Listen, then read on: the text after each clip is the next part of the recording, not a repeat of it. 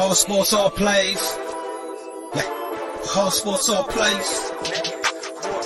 Whole sports all plays. 365, we making up plays. You talking the game, get you through the days. We're high in the court, the dime in the lane. Variety, topics, living the same. All presentation, sports information. Hitting the airways, taking the nation. All sport, all plays, they working your faces. Grace at the field, so tie the laces. Whole sports all plays.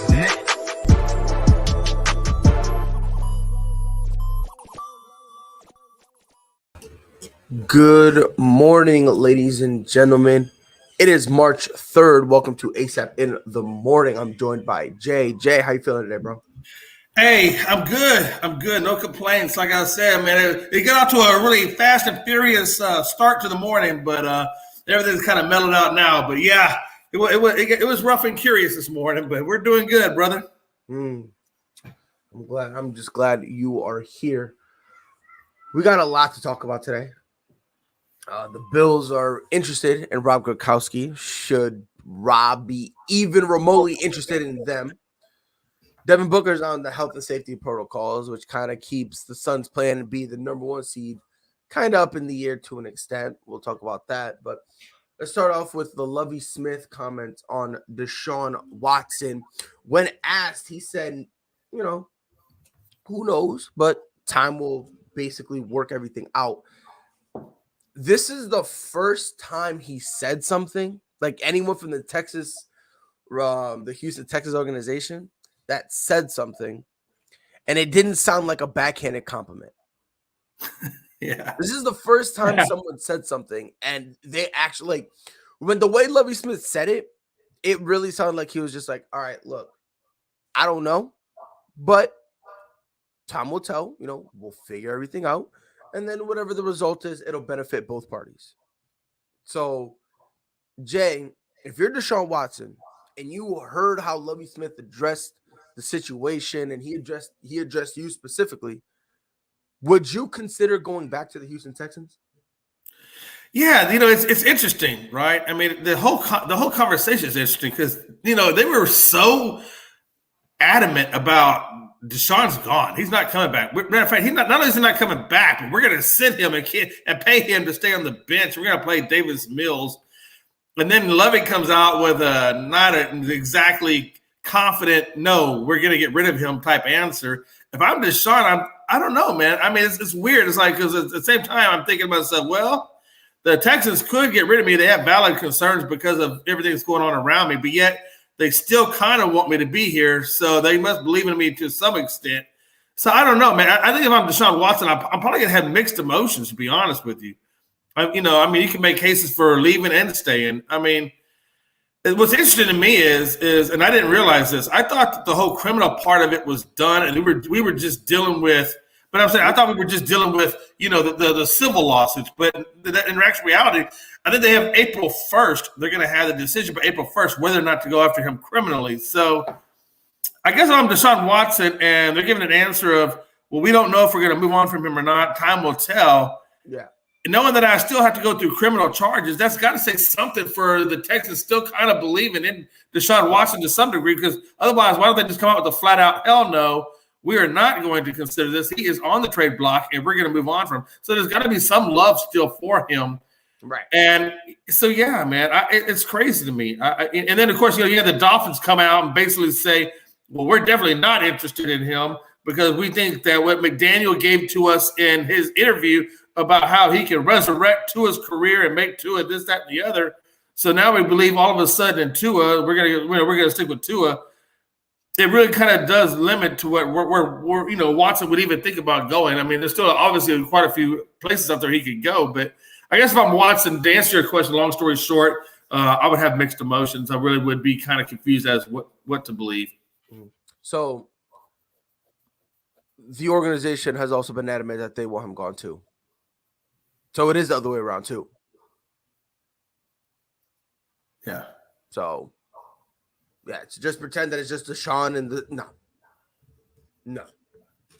Why do you think they were trying to trade him? Yeah, exactly. But why? And I get that. But why is Lovie Smith coming out with the answer that he came out with? And if that truly is the case, I mean, Lovie Smith's your head coach. Why is he why is he not backing up the organization's sentiments? Well, remember, Lovie Smith didn't want Deshaun to go. You know, like Lovie Smith has been in this situation. He's been one of the dudes that was like, you know, hey, let's pump the brakes. Let's not call him guilty. Let's wait and figure it out. Right. You know what I mean? Like, well, like there. I just feel like Lovie Smith, he likes Deshaun Watson. Now on the field, I love Deshaun Watson. Right now, off the field, there are some concerns. We'll see what happens. In terms of the charges, they have until April 1st. Right. So if by April 1st, there's like basically no evidence or nothing like that, basically kind of like the Trevor Bauer situation where they set a deadline. And if you can't prove your case within that deadline, then for each count, they're just going to drop it. And then that would affect his civil lawsuits, at least to some degree. I mean, it's not going to make them go away, but wouldn't that be more in Deshaun's favor going into the civil lawsuits if they dismiss it? Right. So that's kind of the situation where, you know, if I'm Deshaun, I am feeling. Oh, and by the way, it's not team friendly. It's not team detrimental, but it's not team friendly either. Because this year he's getting paid $35 million. Next year is 20. Yeah. So it's not. So my question is, Pride. My question is this: based on what we're talking about here. So if Lovie Smith really does want Deshaun, but the organization is kind of saying like, we really want to look to trade him. If you're Deshaun Watson, do you say, well, you know what? Lovie Smith really loves me. Lovie Smith really believes in me. I know the organization kind of feels another way, but do you think that Lovie Smith could persuade Deshaun because he does like him and possibly even maybe persuade the organization to keep him?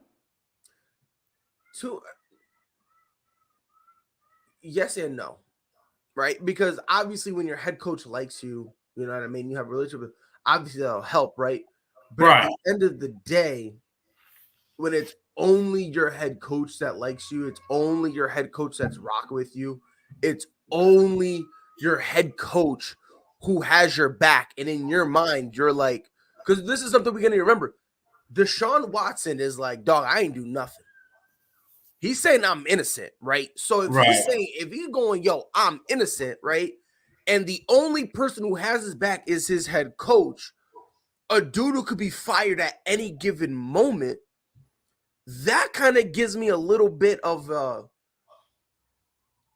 don't know if I want to go back there type of situation, right? Because even if Deshaun, though, gets the buy-in of the team and the team says, hey, Deshaun, I know we wanted to trade you, but Lovie Smith really believes in you. So therefore, we're going to take a step back from this and give you a shot, and let's see where it goes. Would that make any difference? Here's the thing with that. It could, but we also got to remember a lot of damage has been done. A lot of damage has been done. So I don't know if you can go to Deshaun and say, hey, bro, so remember all that stuff that happened? Yeah, sorry about that. You want to come play for us? Like, you know what I mean? It's gonna be kind of awkward because a lot has been done.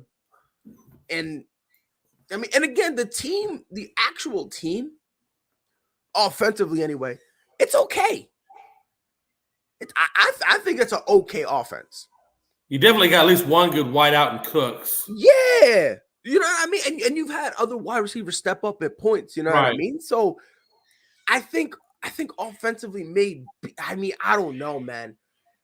I don't know. The problem though, you're gonna if Deshaun is gonna come back, you're gonna have to basically be in a situation where you're gonna basically you gotta make the team basically not do whatever you want, but you're gonna have to be like, look, dog, sit down. Why'd you trade D-Hop? Right. Like, that's the number one question I would want answered if I'm Deshaun. Why'd you trade D-Hop? and find out why. Because when they but you knew that was Bill O'Brien's deal. That was all Bill O'Brien making the wrong choice. Let me ask you this. Now, Deshaun did come out and say, hey, the reason why Deshaun wanted to trade in the first damn place was they didn't consult him on the general manager hire. Yep. And so he didn't believe in that. And of course, he didn't believe, and then by default, then he didn't believe in Dan Culley because Dan Culley was hired by the GM that he didn't want in the first place. So I guess to your point about the organization not being able to really turn him around is because they're still the same GM that he didn't want in the first place. So his reasons for wanting out are still much more than beyond what Lovie Smith wants. Right. And again, maybe you can iron it out with the GM. Maybe. Again, that's a maybe. I just think right now there's like a lot of stuff. Now, do I think if I have to give a percentage, I'm not gonna say never. Because every single time I say never, it ends up happening. Right. You know what I mean? Yeah. Like, I said Tom Brady, during this round, I was like, oh yeah, he'll never lose to Matthew Stafford. And then they ended up losing. So I'm not gonna say never ever again. I can't do that anymore. But I'm gonna give it for now. I'm gonna be generous, and I'm gonna give it about 10%. I think the fact that he likes Lovey, I think that kind of makes things a little easier.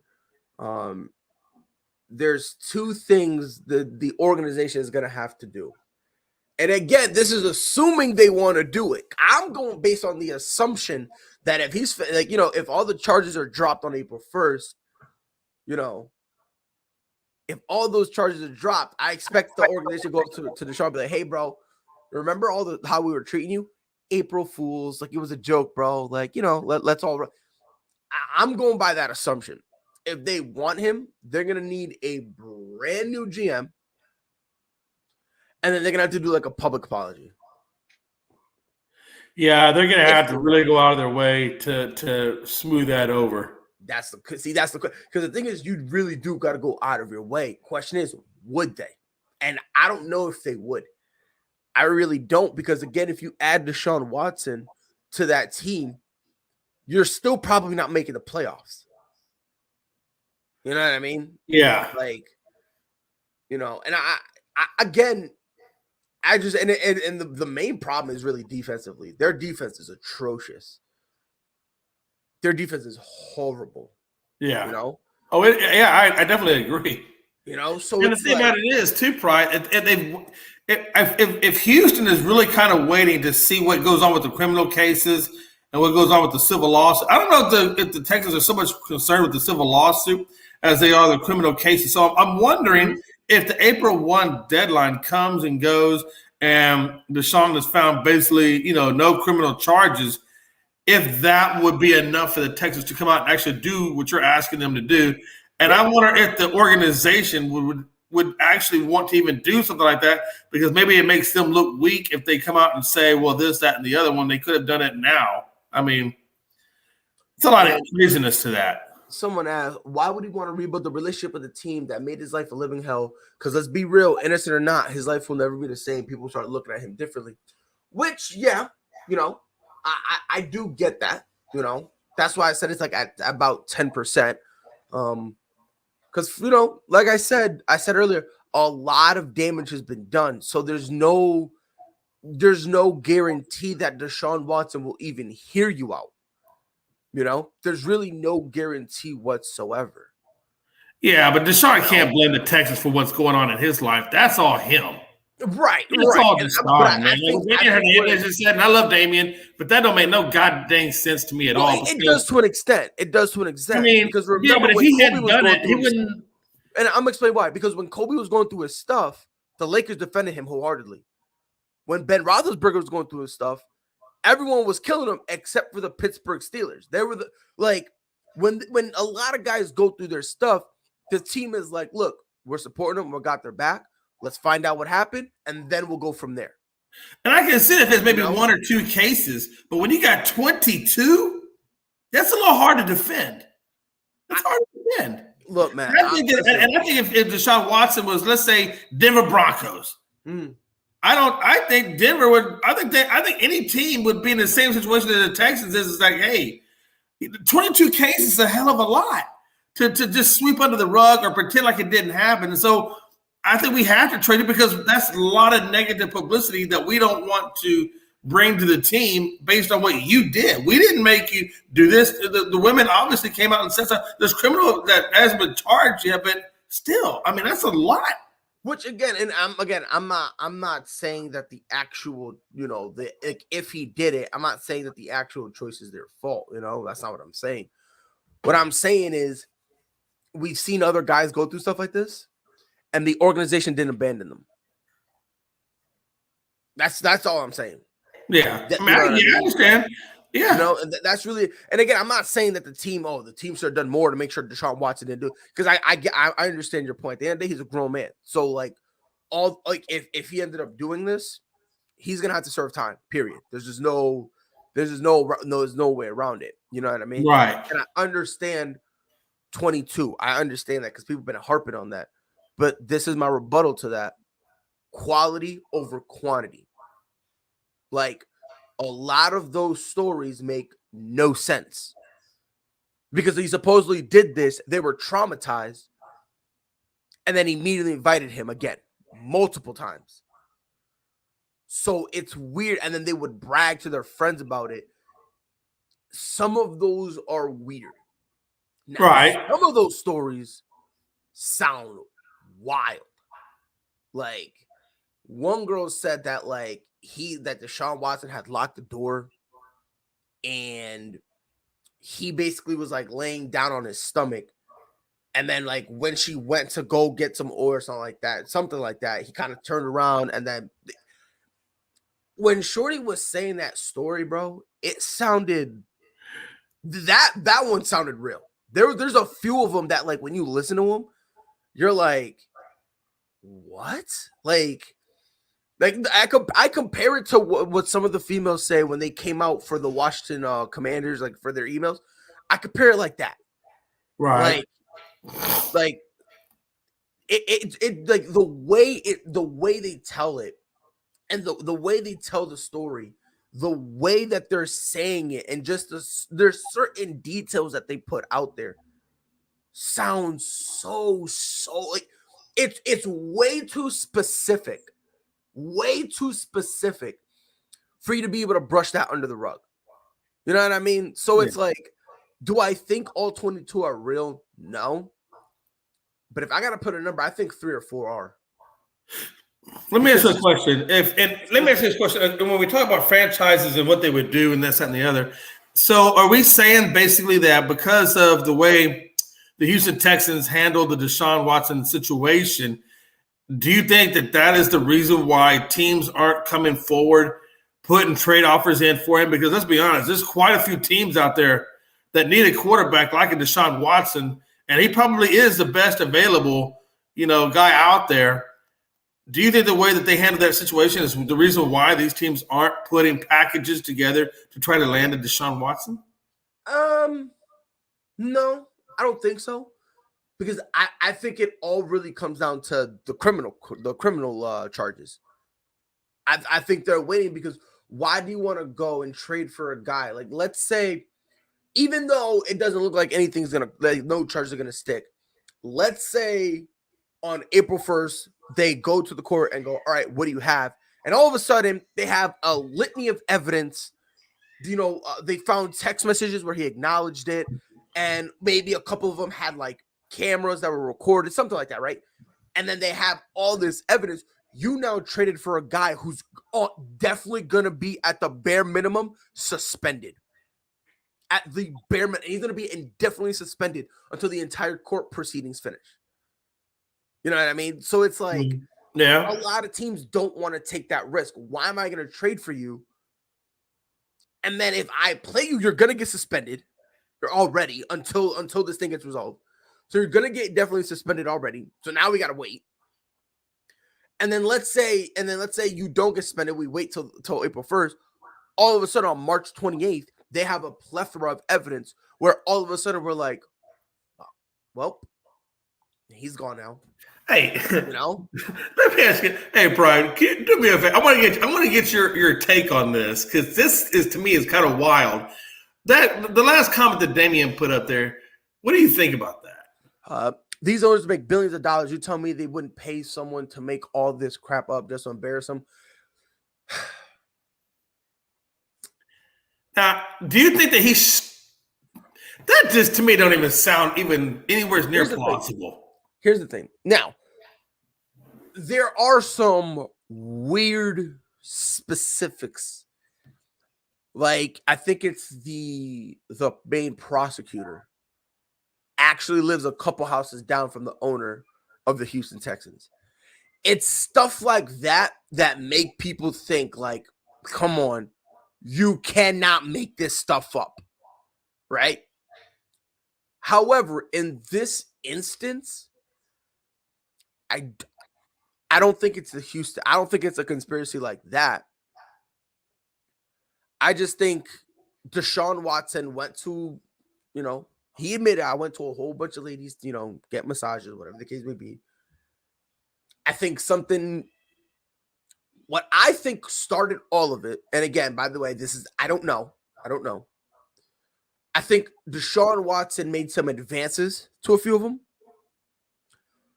and things went left when he wanted them to go right. Then things kind of started getting reported.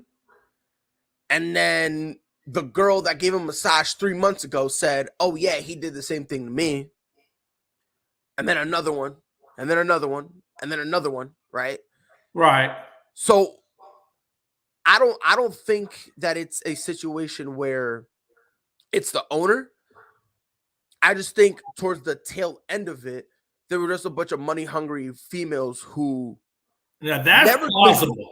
That I believe. That's what I'm trying to say. I think if there's anybody who made something up about Deshaun, it's the females. Yes, it's them themselves. I don't in any way, shape, or form. No. Does it even make sense that the Texans would make this up? Because let me ask you this: why would the Texans put themselves in a situation to make something up and then have them something called out and then have them be involved in this? And they're trying to, if anything, the Texans are trying to distance themselves from this, not make themselves up to bring themselves closer to it. So I think that's completely wrong. But I do think the women, some of them stories, they are a little out there. So I can see where that would be a case. Right. And what bothers me is the fact that they're using sexual assault to try to get, a couple bucks. I think that's that's like, I don't like that at all whatsoever. But now there are some weird coincidences. I will admit that with the owner and they just so happen to golf all the time. It's weird, but at the same time, to your point, Jay, let's look at it logically. You want to trade Deshaun Watson. Why would you then make his trade value plummet? Exactly. Exactly. You know what I mean? You want this is exactly right. Especially when you're on the hook for 35 to 40 million a year. You're trying to offload that, not bring more heat onto it. And let me say something else. Do you see similarities between what Deshaun Watson's going through and what Bill Cosby went through? Because he went through something pretty damn similar where Bill Cosby had I want to say it was 10 or 11 people accusing him of sexual assault and rape. And I don't need to tell you how it turned out for Bill. See, but that one was a little different. Hey, I'm just saying. Hey, where's got the pudding pops? He was roofing these girls, bro. He was roofing. Yeah. Right. Bill was doing some craziness over there, wasn't he? That was wild. All right, hold on. Okay, hold on. So Damon said, okay, if that was true, why was that as soon as Watson demanded a trade, that all this drama started if the owners didn't plan this? Again, coincidence. And listen, this is just me. In my opinion, that is a coincidence to me. Because again, Damien, I'm gonna pose you a question. Why would the Houston Texans do this and then have his trade value plummet? Usually when I first heard this conspiracy, I'm not gonna lie. I was intrigued by it. I'm not even gonna lie. I was intrigued because I was like, the timing is weird.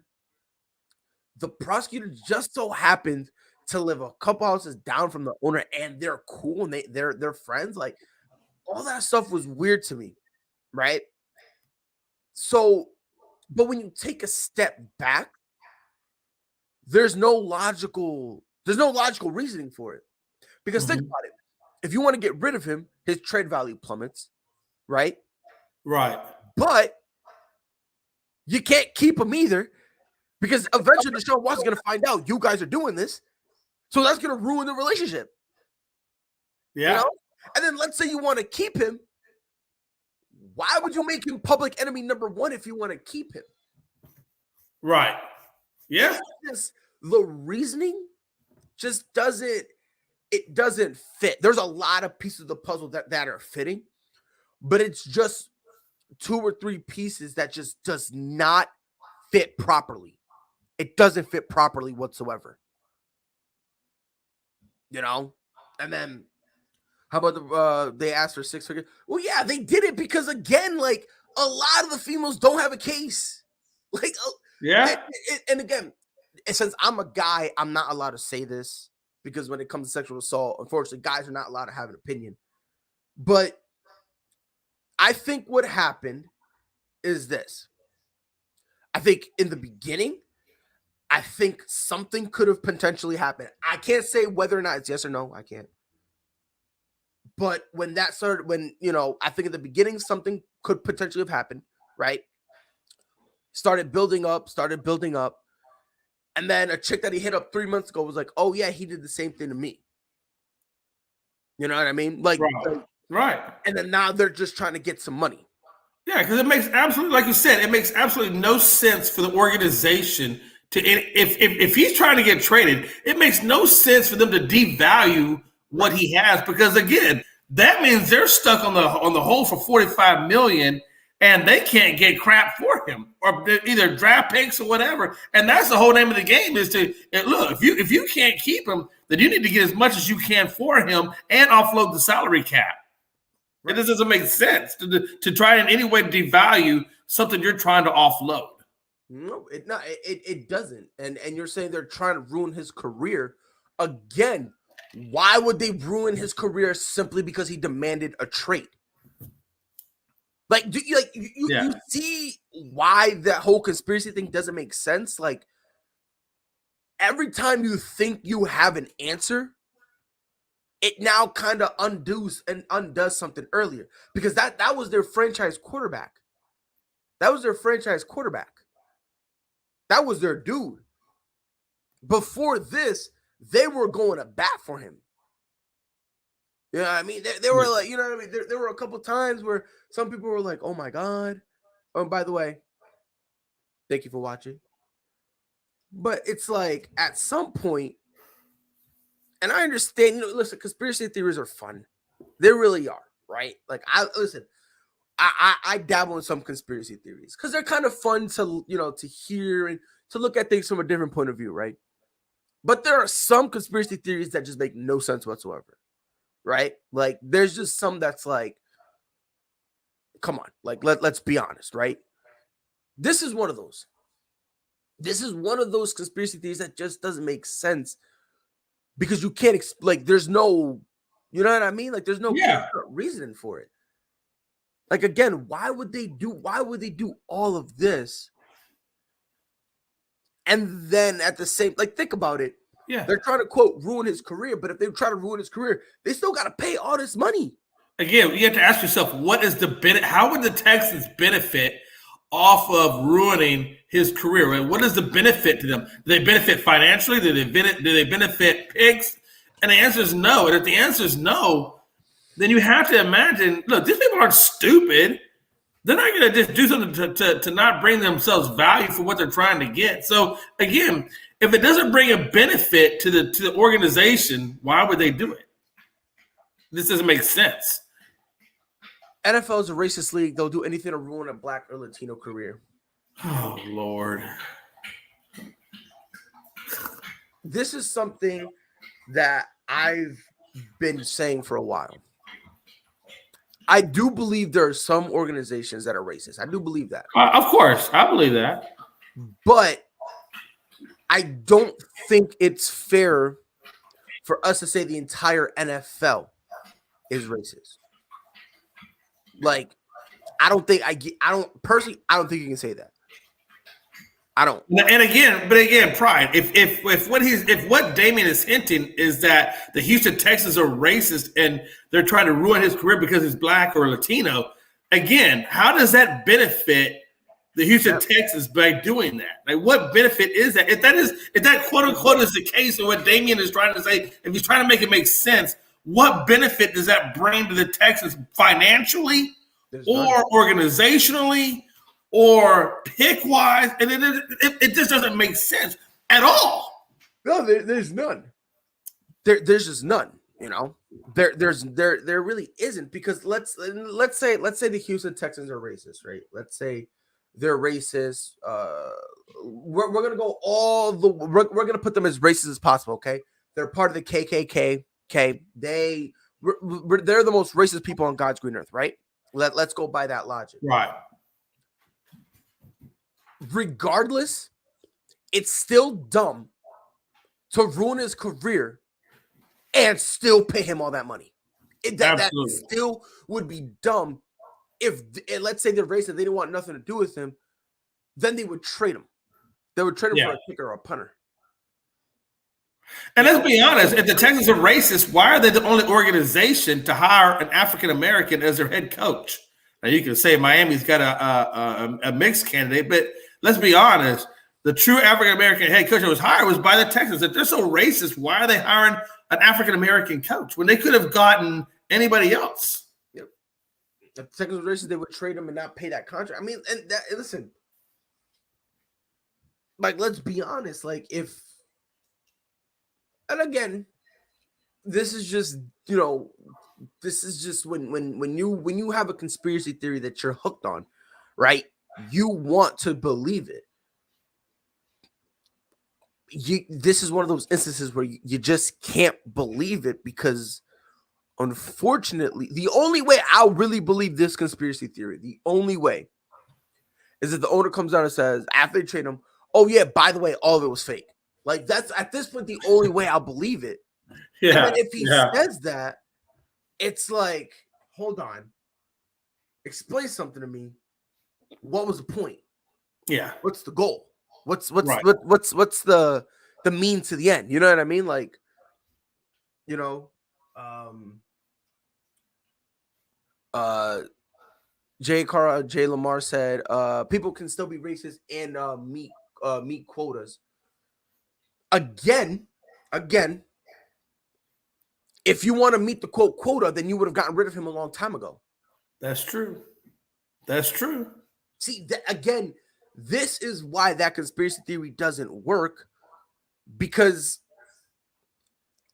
for every excuse, I don't want to say excuse because now that sounds mean, but for every reason you have that this conspiracy theory is legit, right? I can easily debunk it. Period. You know, y'all know damn well Lovey got hired because of Flores. I don't know. Because supposedly the Houston Texans, they didn't want to hire Josh McCown because they didn't want to feel dumb. But I don't know, man. I don't know. I just work here so I don't get fined. Yeah. I just work here so I don't get fined. Look, and again, I understand that this conspiracy theory, Jay, there's a lot of coincidences. There is a lot. And if you look at the coincidences, it makes you go, But then when you take a step back and look at it with glasses, you're like, this makes no sense whatsoever. Why would they do this? You know what I mean? Why? Right. You know what? Even makes more sense to me. Let me ask you a question. According to what he's saying, he's talking about the Lovey thing. But let me ask you this: they did hire Dan Culley, which is another African American, before that even. So you can't say the whole Florida fired him. Free David Culley, by the way. Yeah, I agree. Free David Culley. What's up, T? What's going on, guys? What's How up, you T? feeling, bro? Hey, chilling, man. I'm actually in Africa right now, and I actually have good reception, so I was like, I gotta jump on as long as I have good connection. You're Right? where? You guys in Africa, Zimbabwe. You're in Zimbabwe? Yeah, man. ASAP Network is international. Hey, that's pretty cool. No, that's cool. All right. Hey, hell yeah. That is what's up. What are we talking about over here, guys? So right now we're talking about well, we were originally talking about Deshaun Watson and what Lovie Smith said, basically kind of, if you want to, time will figure things out. And the implication that he had was, hey, look, if he wants to come back, I personally will welcome him with open arms. If he ends up leaving, that's fine too. He basically said whatever decision was made, it's going to benefit both parties. So we were talking about that. And then there was a rabbit hole we went down because somebody was like, oh, yeah, the owner is setting up Deshaun Watson. So we kind of were going down that rabbit hole because the allegations came out when he demanded the trade, which is suspicious. The prosecutor lives a few houses down from the owner of the Houston Texans, and they actually go golfing on Sundays. That was another suspicious coincidence. There are rumors. Actually, I can't believe I forgot to mention this one. That some of the people who are accused of Deshaun Watson ironically have ties to the Houston Texans. So what are you guys thinking? Do you think he actually stays with Houston? I mean, if even half or a quarter of this stuff is true, I mean, you're already scarred, right? Like, I can't. Well, here's what I'm saying. I think there's a 10% chance because Deshaun likes Lovie Smith, and again, I said I give it 10% being generous. I think the fact that Sean and Lovey, they're cool with each other. Lovie Smith ain't full blown turning his back on him. He's just kind of like, if he comes back, we'll cross that bridge. If he leaves, we'll figure it out. But let's figure out what's going on with this first, and we go from there. I think the only way Deshaun even considers even having a conversation about coming back, they fire the GM and then let Deshaun basically help them pick the next one. Because that was one of his main problems before. I think, Jay, you brought that up too.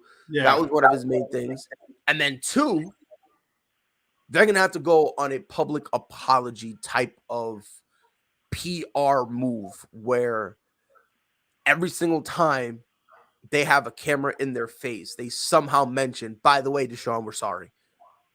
Like, damn, that 10 just dropped to 5%, dude. That's a lot. I'm saying if they do that, right? Now, if they don't, obviously Deshaun don't care, right? And then when I said this, someone was like, why would Deshaun go to a place that set him up? And then we just spent 20 minutes at least 20. Like, because listen, T, because I want to get your thoughts on that conspiracy theory. There's a lot of coincidences. There really is, right? But my point, and Jay was agreeing with me here.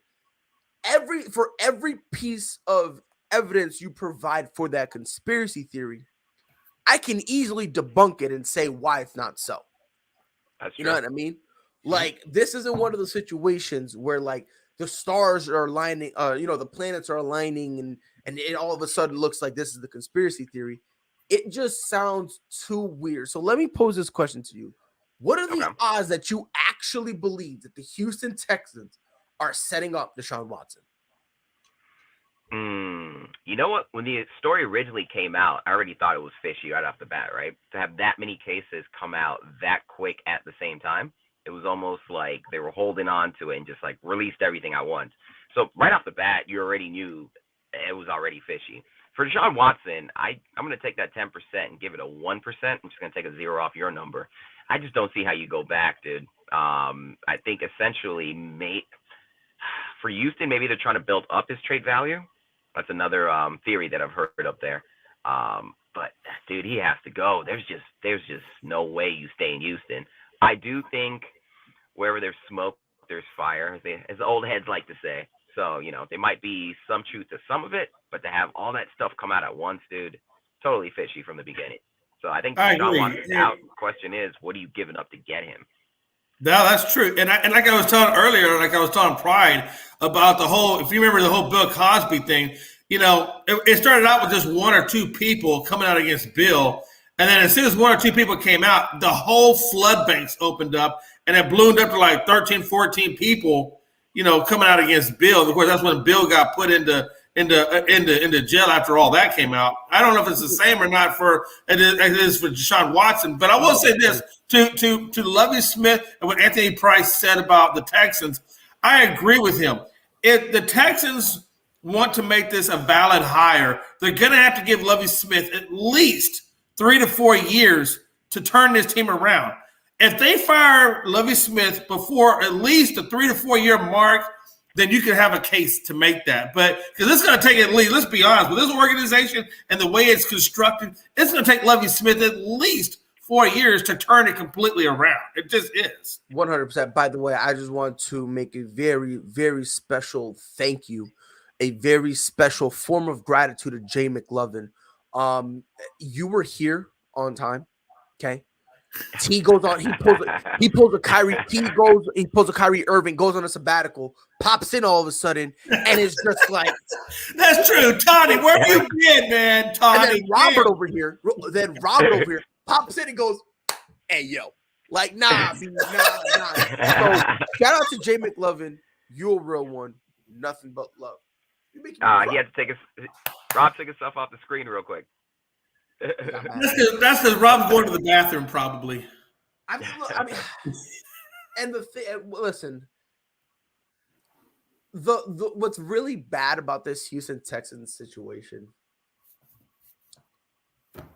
is that, and by the way, T, I agree. Like from the beginning, I've been saying this is kind of suspicious. It was weird. Like some of these stories didn't make sense, dude. Out of nowhere, literally out of nowhere. Think about it, like.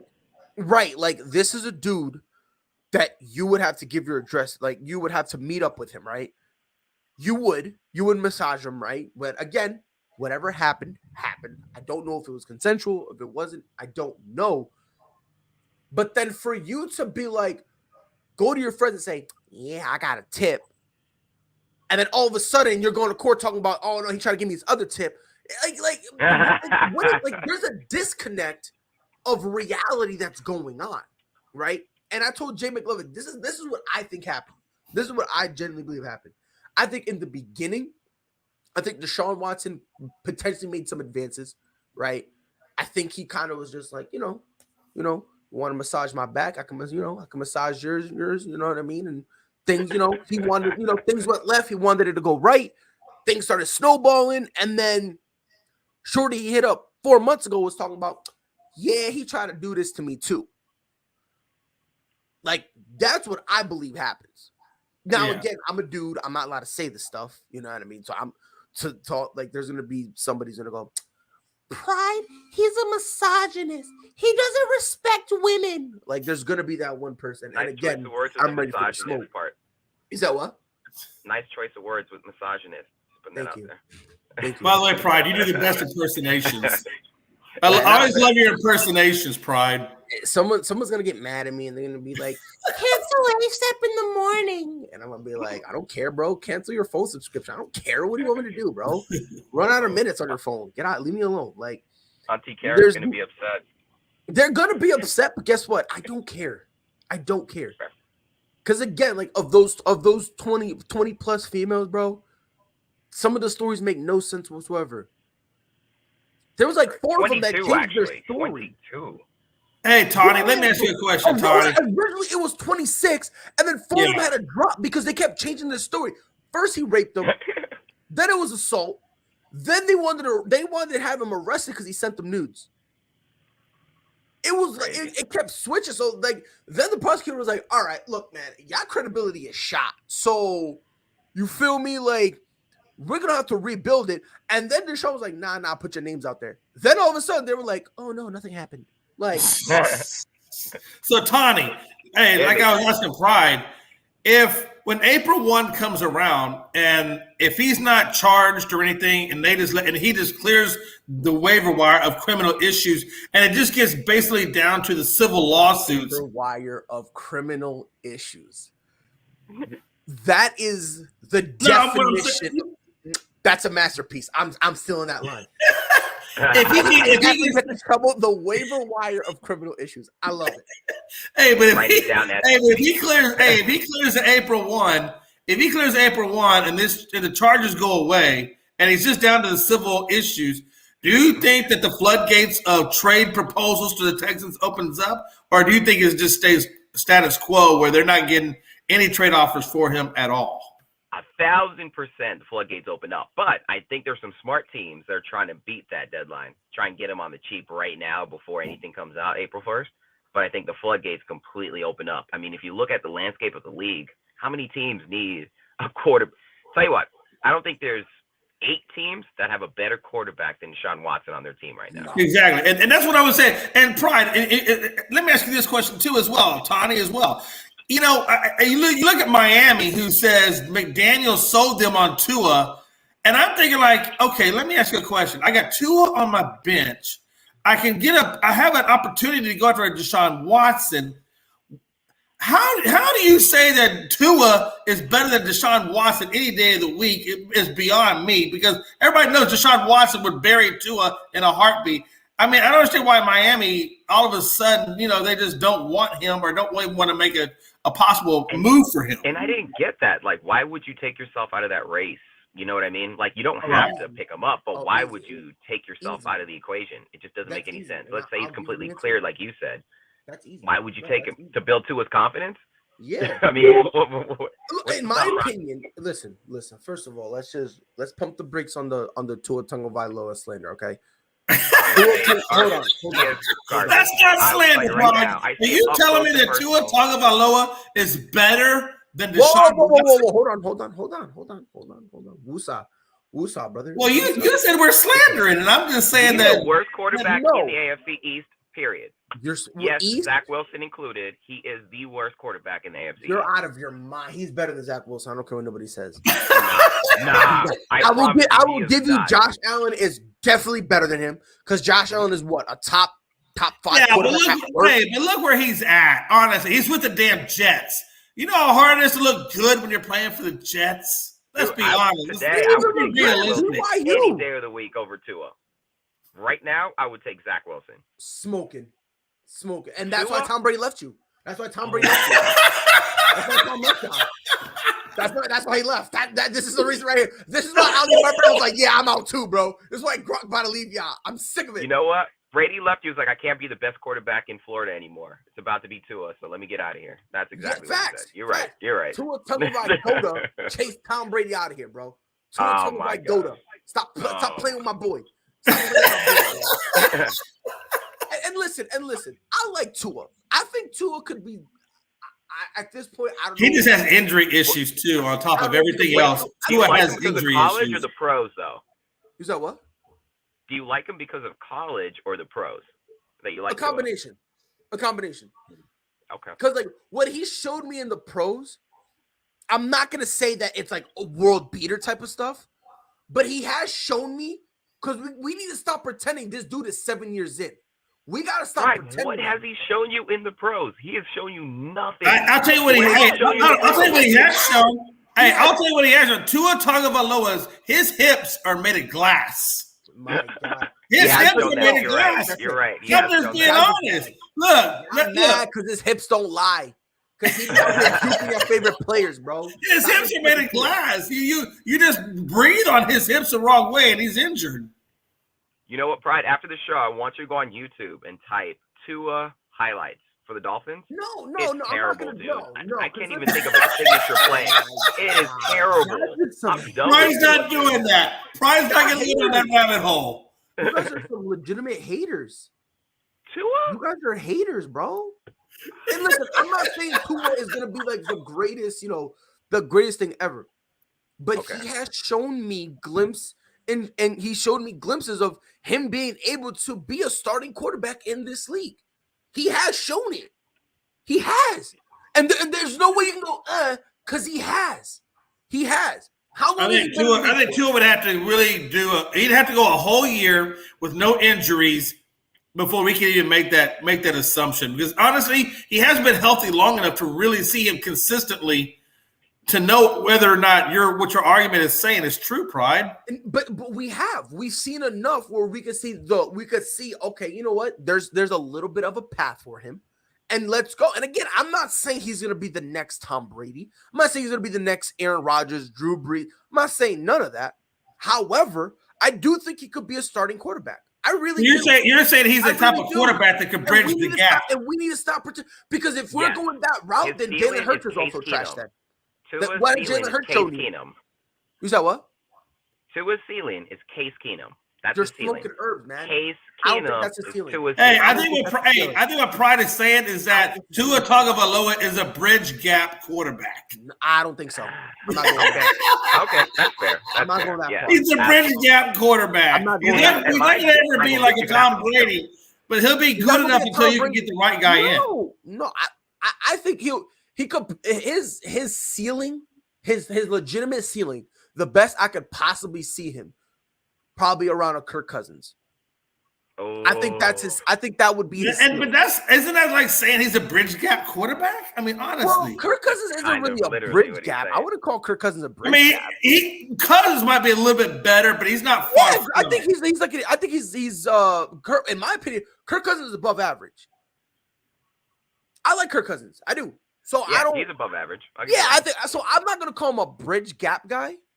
No, I don't know. I just haven't seen enough from the health reason. From the health perspective, I haven't seen enough from Tua to say he's anything more than a bridge gap. I've got to see a little bit more longevity without being injured to give him that. Okay, yeah, you're right, Pride. You're right. He's not a bridge gap quarterback because he's managed to go X amount of seasons with limited injuries, and now we can look at his body of work and say, okay, now this is what we're really looking at.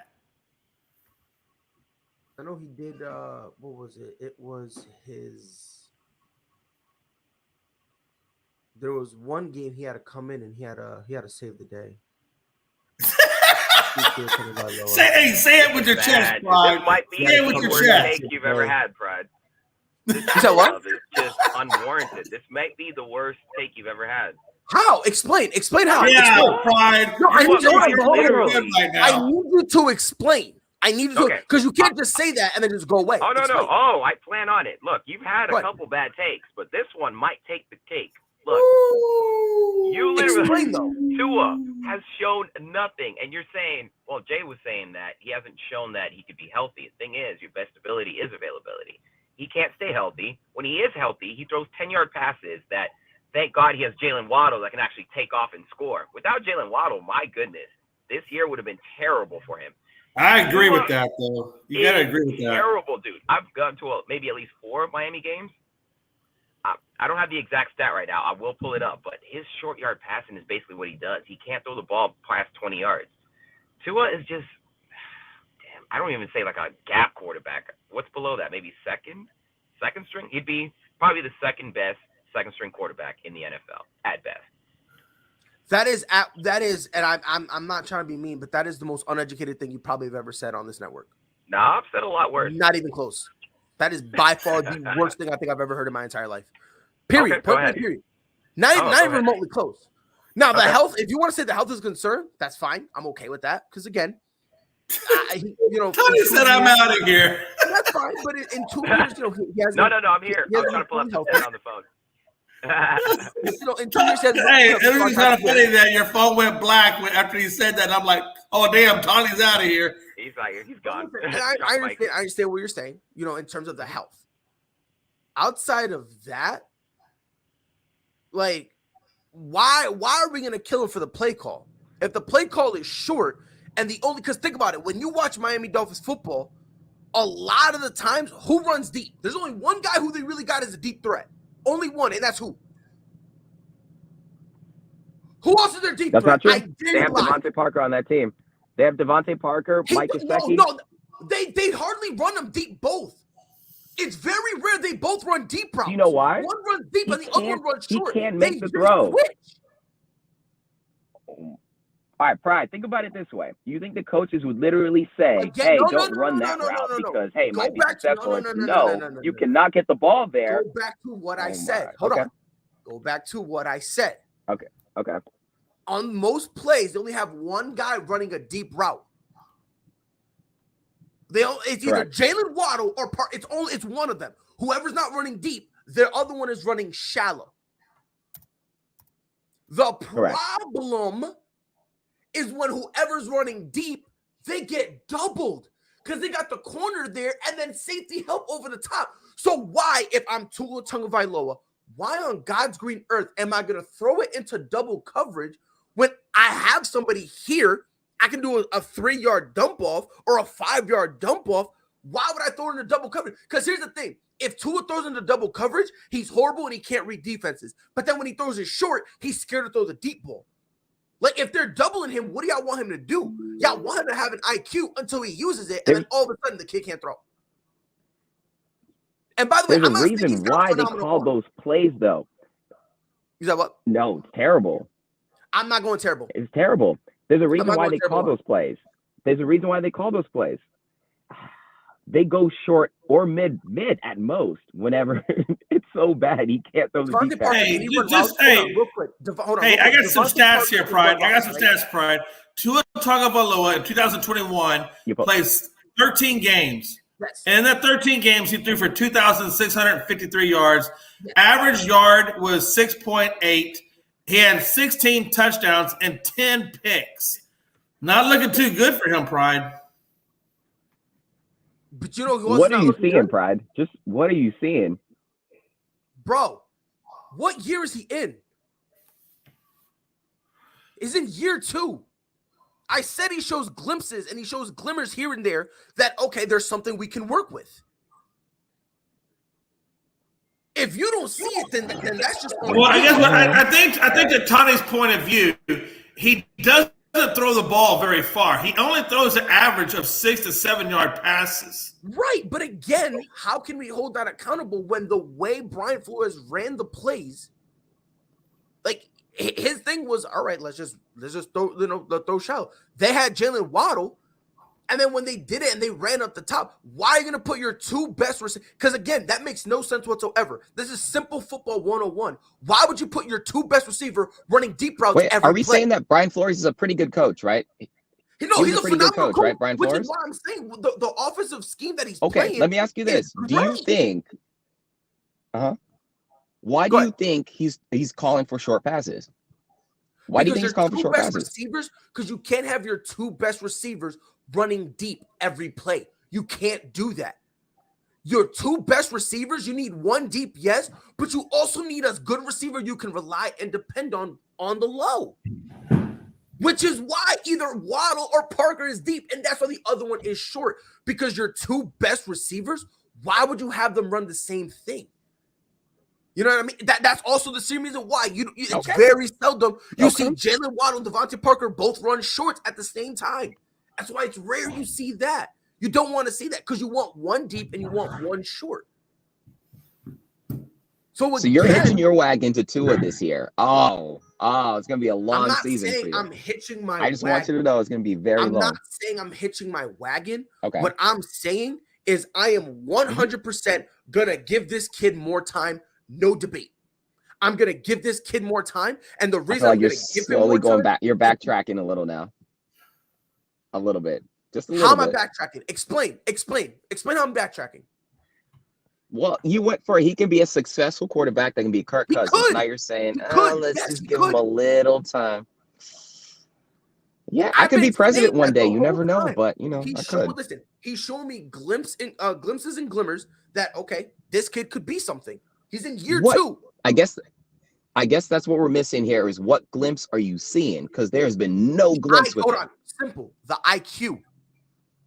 His throwing IQ, it's solid. Now, I'm not going to say it's phenomenal through the roof, but it's solid because this kid understands something. Look, the only time I'm going to go 110% that I'm a fling it long is in certain situations where I have no choice. If I don't have a choice, I'm not going to put myself in a bad situation. You see what I'm saying? Every time when you know what though, I'd say this final thought on Tua. I would say I think you have Alabama Tua stuck in your head. I think that's what I don't have Alabama Tua. That I'm hearing it. No, I don't have no. If I had Alabama Tua in my head, I'd be screaming he's top 3. And I'm not saying that at all. I'm not saying that at all. He's top. I'm not saying that. All I'm saying that this hate that people have for Tua Tagovailoa, it's odd because he's in his second year. He has showed glimmers of, okay, we have something here. He's in his second year. We now need to build on him. That's all I'm Jay, saying. I need you to take a note right now. Throughout the season, I am going to beat up Pride every single Dolphins game. Like, how's your boy doing? Again, if you beat me up, that just so means you know. Notice, dude. Hey, I do it. Know Very it. long It's in the book. because if you do that, just simply means you didn't listen at all. It just simply means everything I said went in one ear and out the other. Okay.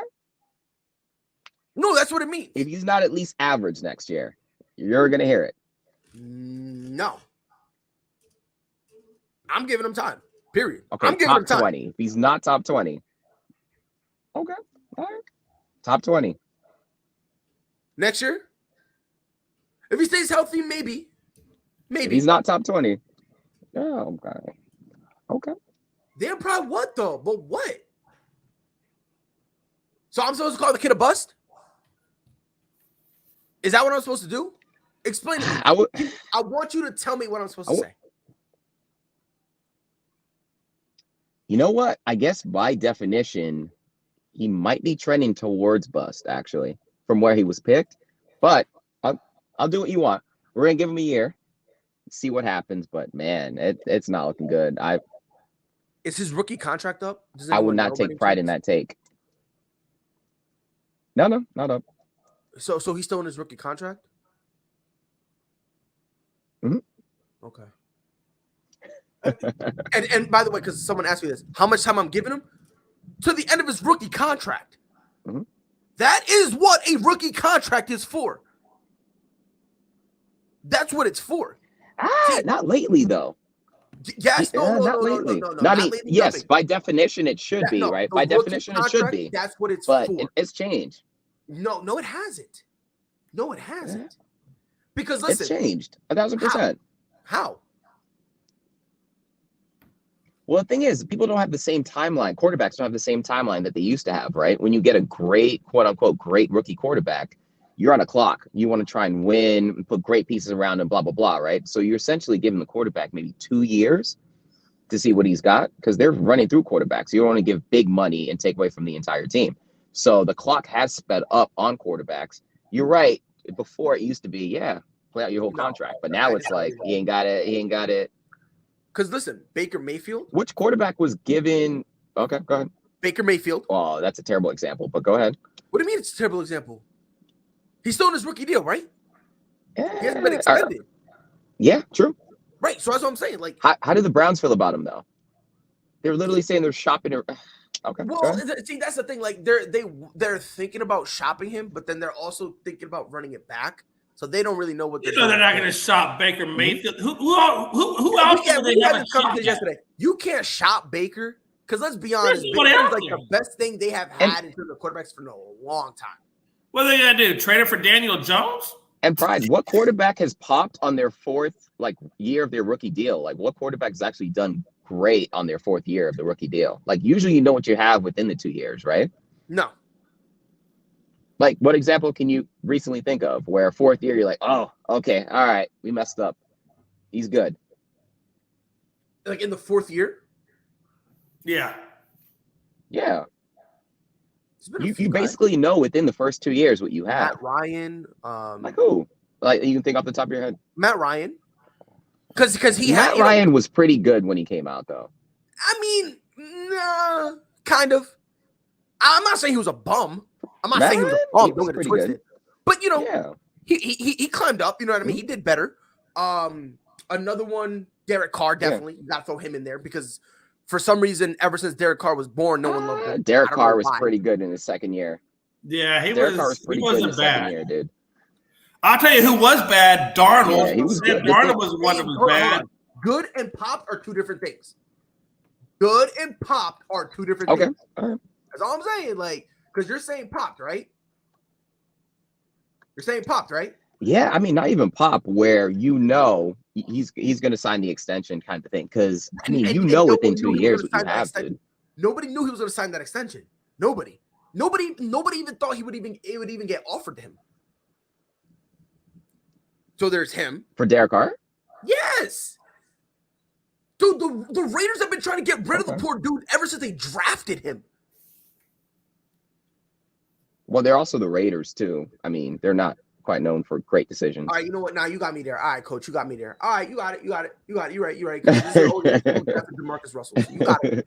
You got it. You said popping off in this. Can you put Kyler Murray in that? There's not many, dude. I mean, because on that's a bit of an outlier, I guess. Yeah, I was about to say Calamar's an outlier. You can technically say that, but at the same time, it's like I don't know. I don't know about Kyler Murray if he would fit in that mold. Yeah, that one's a strange one. I wouldn't know what category to put Kyler Murray in. It's really strange. All I'm saying, the kid deserves time. I'm giving him time. You know, I'm giving him time. I'm gonna see how he is in his 4th year. We compare it. We see, has he made leaps? Has he made bounds? You know what I mean? Like, is he developing a touch? Is he breaking down defenses easier? Is he making line checks easier? When he calls audible, is he garnering their attention? If in 2 more years, then we can have this conversation. You see what I'm saying? But fair. I'm one of those when I watch a movie, though, I like to ruin it for people. So the way this movie ends is they're going to let him play the 4th year. After that, he's going to be the bridge for whatever young quarterback is popping. Just so you know. Right. Which, and again, I understand. Unfortunately for you, I asked for how it actually ended, not how you want it to end. You see what I'm saying? So when Tua Tagovailoa wins the MVP, come holla at your boy. All right. That's a joke. Relax. If he wins MVP, my goodness. Listen, if he wins it, I'm just gonna be. I'm gonna be here like, oh hey T, how you doing today, bro? How you feeling today? We'll make you an international meme. Ooh, Jameis Winston.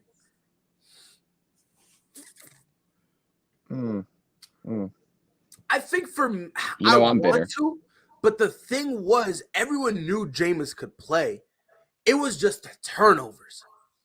Like, it was that the turnovers. really was his only thing where it was like, because listen, when Jameis Winston is hot, woo, that kid is electric. Yeah. When he's cold, goddamn, he frostbite. Hey, bro. He gets some frostbite when he's cold. 30 for 30. But you know what, though? With Winston, though, when he got up underneath Sean Payton, he really started to flourish, you know, and he did quite well until he got hurt. And then, of course, you know, once he got hurt, then they had to go to Taysom Hill, and, of course, we know the rest of the story. But I think Winston, if you give Winston a little bit more time, I think Winston's going to turn out to be a really good quarterback. What do you think about this? You can't blame Tua for being bad in Miami. They're not good at developing QBs. Look at Osweiler and Josh Rosen and Tannehill. That's an easy one to counteract because, look, Joe Burrow went to Cincinnati. Same year, right? That's with Cincinnati. I'm pretty sure Miami's situation was better. No, what? Miami's situation was better for Tua than Joe Burrow when he initially went to the Bengals. No. Not even close. The Bengals situation was way better, and it's not even close. What was good about the Bengals situation? They were building their defense. Like, they were starting to build their defense. They had a lot of the guys that they had in the defense. They had them before, and they were just young. And everyone, there's no way. Do you remember? Do you remember Miami's defense the year Tua got drafted? You said what now? Do you remember internet's acting up. Do you remember the Dolphins defense when Tua got drafted? Yeah, compared to Cincinnati? Great defense. Yes, it was a great defense. No debate. Now, holla at me about offense. And you can't say Jalen Waddle because they got him this year. Mm-hmm. Offensively, they didn't really have much. Let's be honest here. And that's where, you see, Bengals had Joe Mixon, and that was it. They had Joe Mixon. And mind you, this was when AJ Green was there, right when he got traded, right, to go to the Cardinals. And AJ Green, who could?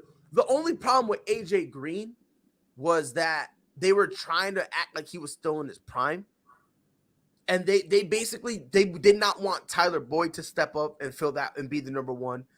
They didn't want anyone to do it because they thought he could still do it. Unfortunately, he was at the point of his career where he could still ball. Let's not get it twisted. AJ Green could still ball, but he just can't be the number one. He can't take that load anymore because all the injuries are starting to rear their ugly heads at him. But again, he can still play. True. Right? I think it's T. going to be Higgins, interesting when this 30 for 30 comes out about this quarterback class.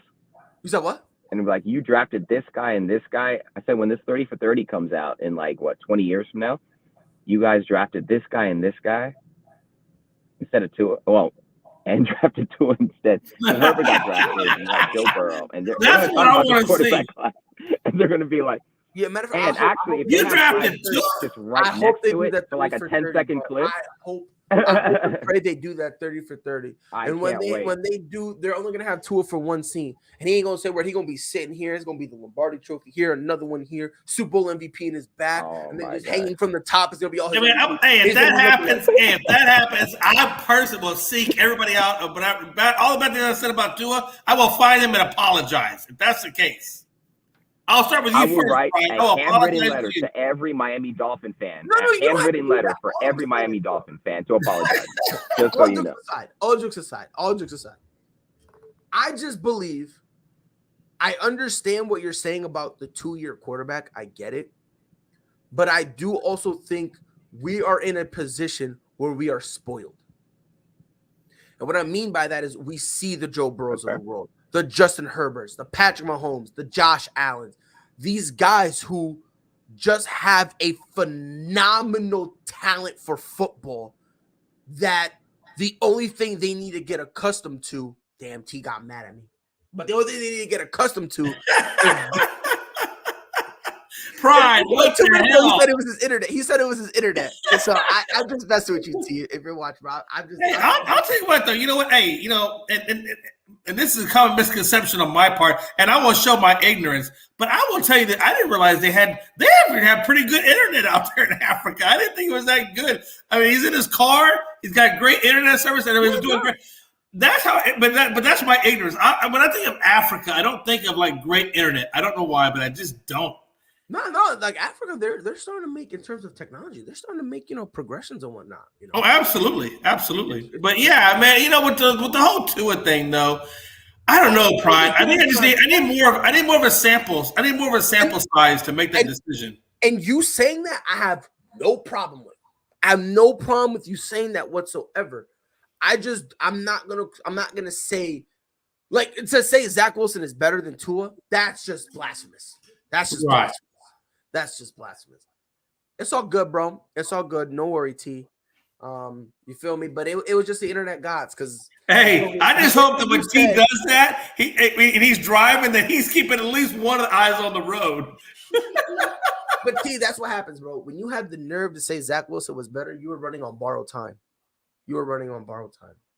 But all I'm saying for Tua, just give him an opportunity. But honestly, look, Pride, let's be honest, though. And I'm not saying that Zach Wilson's going to be the best thing since sliced bread or anything like that. But do you really think he got a fair shake going to freaking New York Jets, man? He got what he got. I know that. No, I get that. But do you think if he was with anybody else, maybe that, it might be a little bit better? Because Josh Allen wasn't that great with his first year either. But then Josh Allen became better. I mean, maybe a little bit. Maybe he would be a little bit. But the thing with Josh Allen, we saw something there. Like people want to make fun about, about Baker Mayfield. Zach Wilson is right behind him for Defensive Player of the Year. Because this kid, if it's not a turnover, it's a horrible pass. Like, there's wide open dudes that he's underthrowing. Right. They're running the proper play, and he's underthrowing them badly. Right. You know what I mean? So, like, it's stuff like that I see that I don't know. Now, could he potentially be better? Maybe. Again, listen. I'll be fair. I'll be nice. I'll give him his 4 years. Because again, it could be a possibility that he just started slow. Came out first year. Things just wasn't easy. Hey, but you know what? Hey, Pride. You know who I think is going to be the real bust? Honestly, it's going to be Trevor Lawrence. I think Trevor Lawrence is going to be the real bust, and I think Daniel Kelly. If Daniel Kelly was a pro scout for the Jets, I know you've heard of him.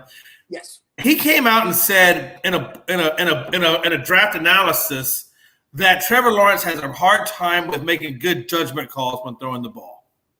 He has a bad judgment call, and that's a hard thing to fix. It really is. It's not like fixing a mechanical motion or something like that. You're messing with the brain, and that's really hard to fix sometimes. And I think that's really why I think Trevor Lawrence is going to wind up being a bust. I just do, man. I saw what he did last year. I wasn't impressed with it. Now, granted, it is the Jaguars, and you can make that case all day long.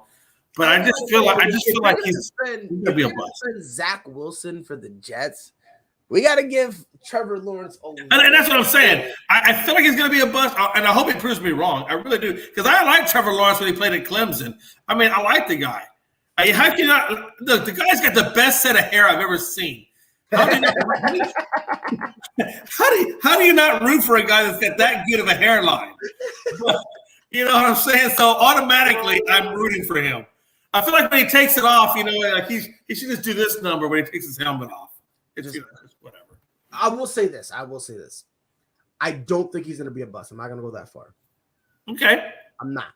However, I will concede with this. I do not think he'll be the best quarterback in that draft class. Right. I've been saying this, and maybe it was just the New England Patriot in me. I was screaming Justin Fields was going to be the best, but I was saying that solely because I thought he was going to fall in New England. He went to Chicago, so he might be the bust. Because now I got to piss off Rob. Justin Fields is going to be a bust. So. Rob, real quick, make a statement on what Pryor said earlier, because I wasn't even scheduled on to be on today. I just saw two of my favorite people on the world talking a little sports and wanted to jump on there, sir. Thank you. Rob, question, Rob. What's up, Jay? Trevor Lawrence. Yes. Trevor Lawrence. Bust? No bust. What do you think? If you had to predict his future, do you think he's going to be a bust or a no bust? Ooh, I go no bust. Question.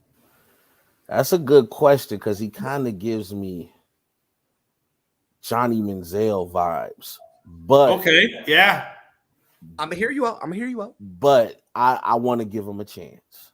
I don't think, based off where Jacksonville was at, it's kind of hard to tell. Like, who's his number one guy? Is that offensive line good enough to protect him?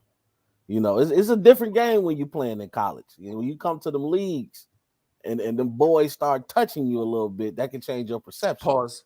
Let me ask you this. So my follow-up question. Let me just throw something real quick, Jay, and then I promise. Yeah, my bad. I apologize. I'm good. I don't think he's going to be a bust. However, I think the best quarterback in this class, and there's basically a thing where this draft class have been the people have been divided on it. They either think Trevor Lawrence is going to be the best or Justin Fields. I think it's going to be Justin Fields. I do too. But I really do. I do too. Justin Fields ain't gonna stand a chance if we don't get an offensive line to protect that man. He should have, he should have played bad, pretending he sucked and came over to New England. But my question is this: but go ahead, Rob. My follow-up question is this: Yeah. Okay, so you got Trevor Lawrence now with Jacksonville. They just brought in a new coach in Doug Peterson, and we know that Doug Peterson has the ability to develop quarterbacks. Look what he did with Nick Foles, Carson Wentz. So he's good with quarterbacks. But you also have a guy like Byron Leftwich who worked with Winston and then worked with Tom Brady. Mm-hmm. Granted, Tom Brady is, Tom Brady. Yeah. But who do you think would have been better for Trevor Lawrence's development? Would it have been Peterson or would it have been Byron Leftwich? I have to say Byron Leftwich, and that's just because Byron Leftwich was a mobile quarterback when he played. So I believe he would have been able to give Trevor Lawrence a little game on how to, weave inside and outside that pocket, how to keep his legs moving. Right. And I think Doug Peterson, for the most part, he's your traditional quarterback. All right. Coach. Yeah. So I think Byron Leftwich, just for that reason alone, would have been a little bit better suited.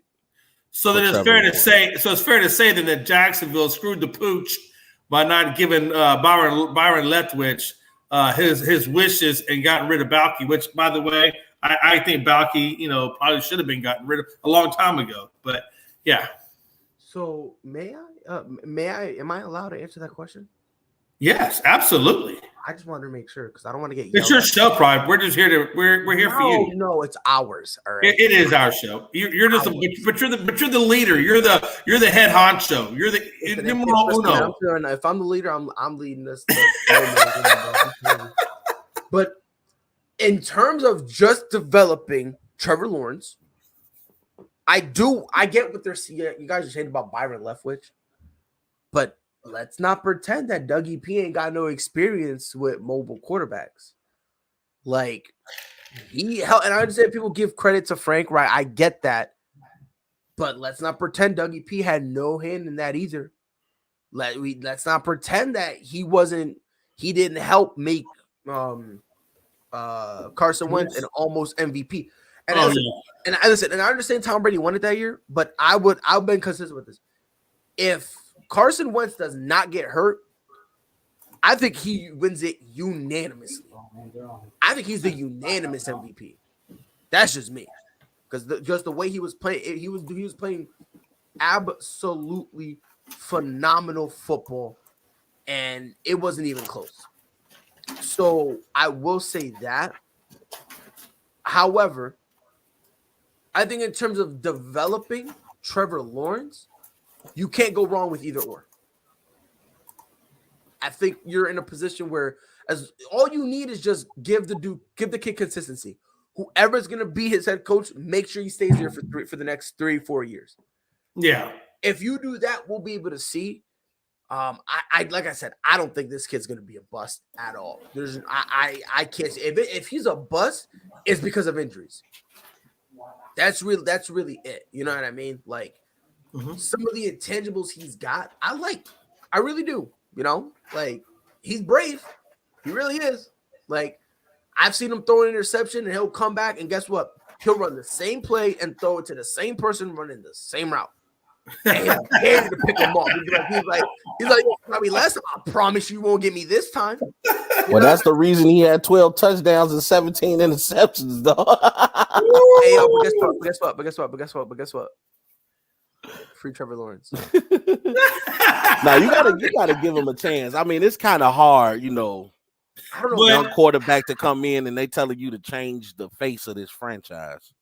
I will say this. Hey, if you look at the comments, Sander Arroyo Sanchez does say that he believes that if Trevor Lawrence stays with the Jaguars, he's a bust. But if he goes somewhere else, he basically has a chance. Nah, he's not gonna be a bust either way. No.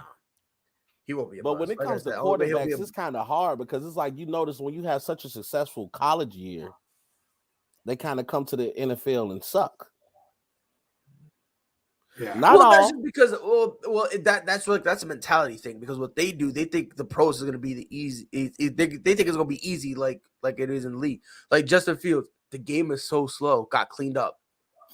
Yeah, like I said, I think Burrow is probably one of the few quarterbacks that actually dispels that. You know, his first year obviously was disparaged by a knee injury, but look at his second year, which I consider this year or the year that he just came off of as his true rookie year. Yep. And look how well in his true rookie year he goes to the Super Bowl. I'm gonna say this. Zach Wilson's a bust. I'm gonna be nice. I'm gonna give him his 4 years because I usually give guys a rookie contract. But as of right now, no. I don't think no matter where he was drafted, this kid is not. He gives me Sam Darnold vibes. Oh, hold on, relax. Come on, relax. Pump the brakes. Relax. Settle down. Relax. All right. The wound hasn't healed yet. All right. I'm still heartbroken about that whole Sam Darnold thing. Are you a Sam Darnold guy, Pride? Well, I like him, but I have given up on him being a legitimate starter. I think at this point he's a backup at this point. It hurts. The pain is deep. So I'm gonna be over here crying for a moment if you'll excuse me. But I still support him. I still do. Hey, correct me if I'm wrong. Did Darnold come out in the same draft as what's his face? Who am I thinking of, man? Damn. It was Josh Allen. Did he come out in the same draft as Josh Allen? I think so. I think he did. Because if so, who went first that draft? Was it Darnold that went first?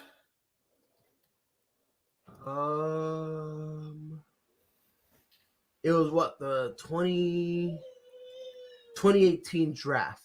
Yeah. So number one, that was Baker. Baker Mayfield. That was Baker was number one. It was But Sam Darnold was the third pick, and he got picked over Josh Allen, who was number 7. Does anybody think that both those teams screwed the pooch not taking Josh Allen? Not even just both those teams. The Giants took injury-prone Saquon Barkley at 2. Yeah. I mean, they would have had Josh Allen crazy. instead of Daniel Jones. Now we're talking about the Giants are back, baby. Yo, it's crazy. Josh Allen would have made the Giants legitimate. Yeah. Oh yeah. Listen, it's funny because I'm actually looking at this draft class. This is the 2018 NFL draft class. I love you too, baby boy. I always feel like Vita Vea, I feel like he's old as ever, but he was in the 2018 draft class. So he's not that old. Minkah Fitzpatrick, I feel like he's like got 2 more years left in him, but you know. It's like a lot of dudes I swear is old, but I'm looking and they were drafted here. Denzel Ward, Bradley Chubb. Like I told you, these new guys are built differently, man. They already have a full goatee at 15. Yeah. They do. Hey, there's something in that GMO products they're putting in the food that I blame. All right, so real quick. So listen, there's a couple comments I want to touch on real quick. Okay.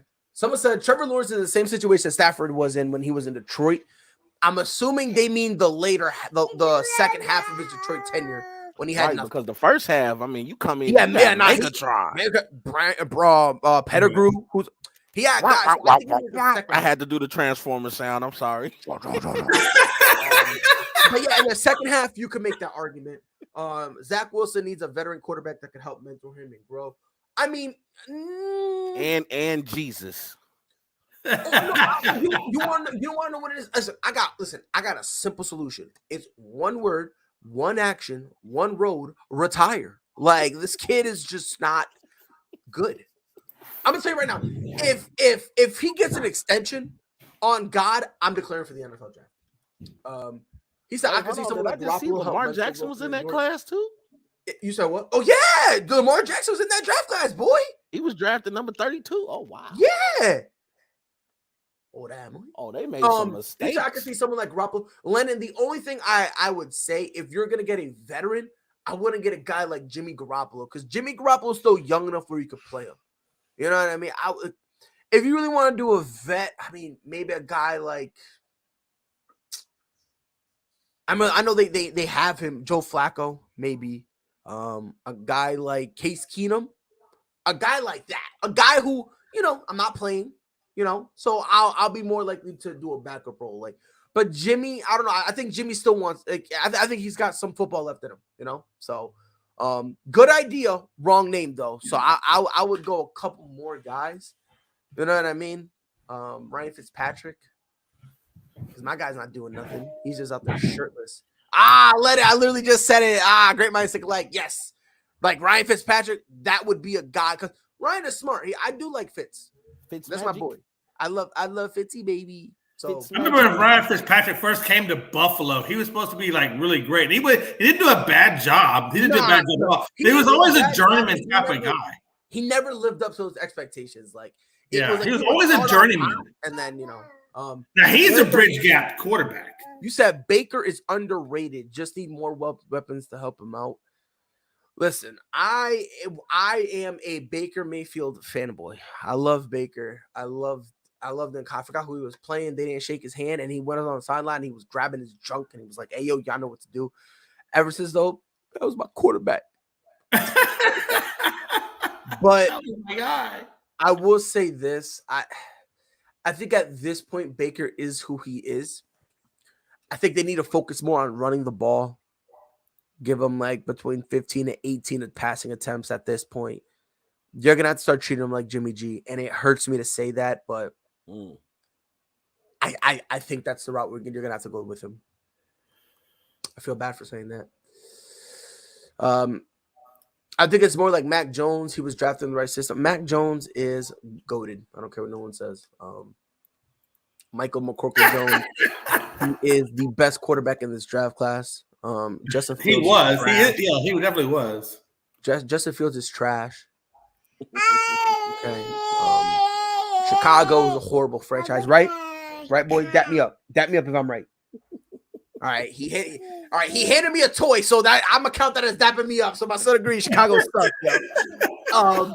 Yeah, we suck Damien right says, now. I can't even deny that. Yeah. Let's go. And the Bulls suck too. Jets can't develop a quarterback. Josh Allen would have been in the same position Sam Darnold was in. I don't know. See, this right here is. I don't think you can say that because that man, Josh Allen. Woo. Because listen, the Jets can't develop a quarterback. I'm with They them. really can't. They can't. But Josh Allen, I don't know, man. There's some stuff he could do that Sam Darnold just can't. You know what I mean? So, geez, maybe. I don't know, man. The Jets really need to. They need to revamp their quarterback coach. I don't know who they have, but they really hurt. They need to revamp the organization. You need to just relocate. What did you think about the Salah hire? Was it Robert Salah hire? What did you think about that hire? I didn't mind it because I think at this point you need to do like a new regime. You have a lot of young guys, and you're going to need somebody energetic who can keep up with them. I compared it a lot to with the Detroit Lions getting Dan Campbell. This wasn't what did you do? It was more of a look. We need a new culture. We need you to provide us with some energy. Boom. You know? So, what are your thoughts on the reports from McVay reportedly declining offer $100 million to work at Amazon for the Thursday night games to stay with the Rams? So I don't know if y'all knew when he basically implied, oh yeah, I'd consider retirement. Amazon came out and they basically threw a blank check at him, and they were like, whatever you want, we want you to call our games. Like, we want you to be our color guy. He ended up saying no because he wanted to stay with the Rams. It didn't surprise me. If everyone else was going to run it back, why wouldn't you? And that money will be there. It's not like that money's going to go anywhere. That money will still be there. I mean, if we're going to be honest, he does this, plays for coaches for 5 more years, and then it'll go to like 150 or 2 mil.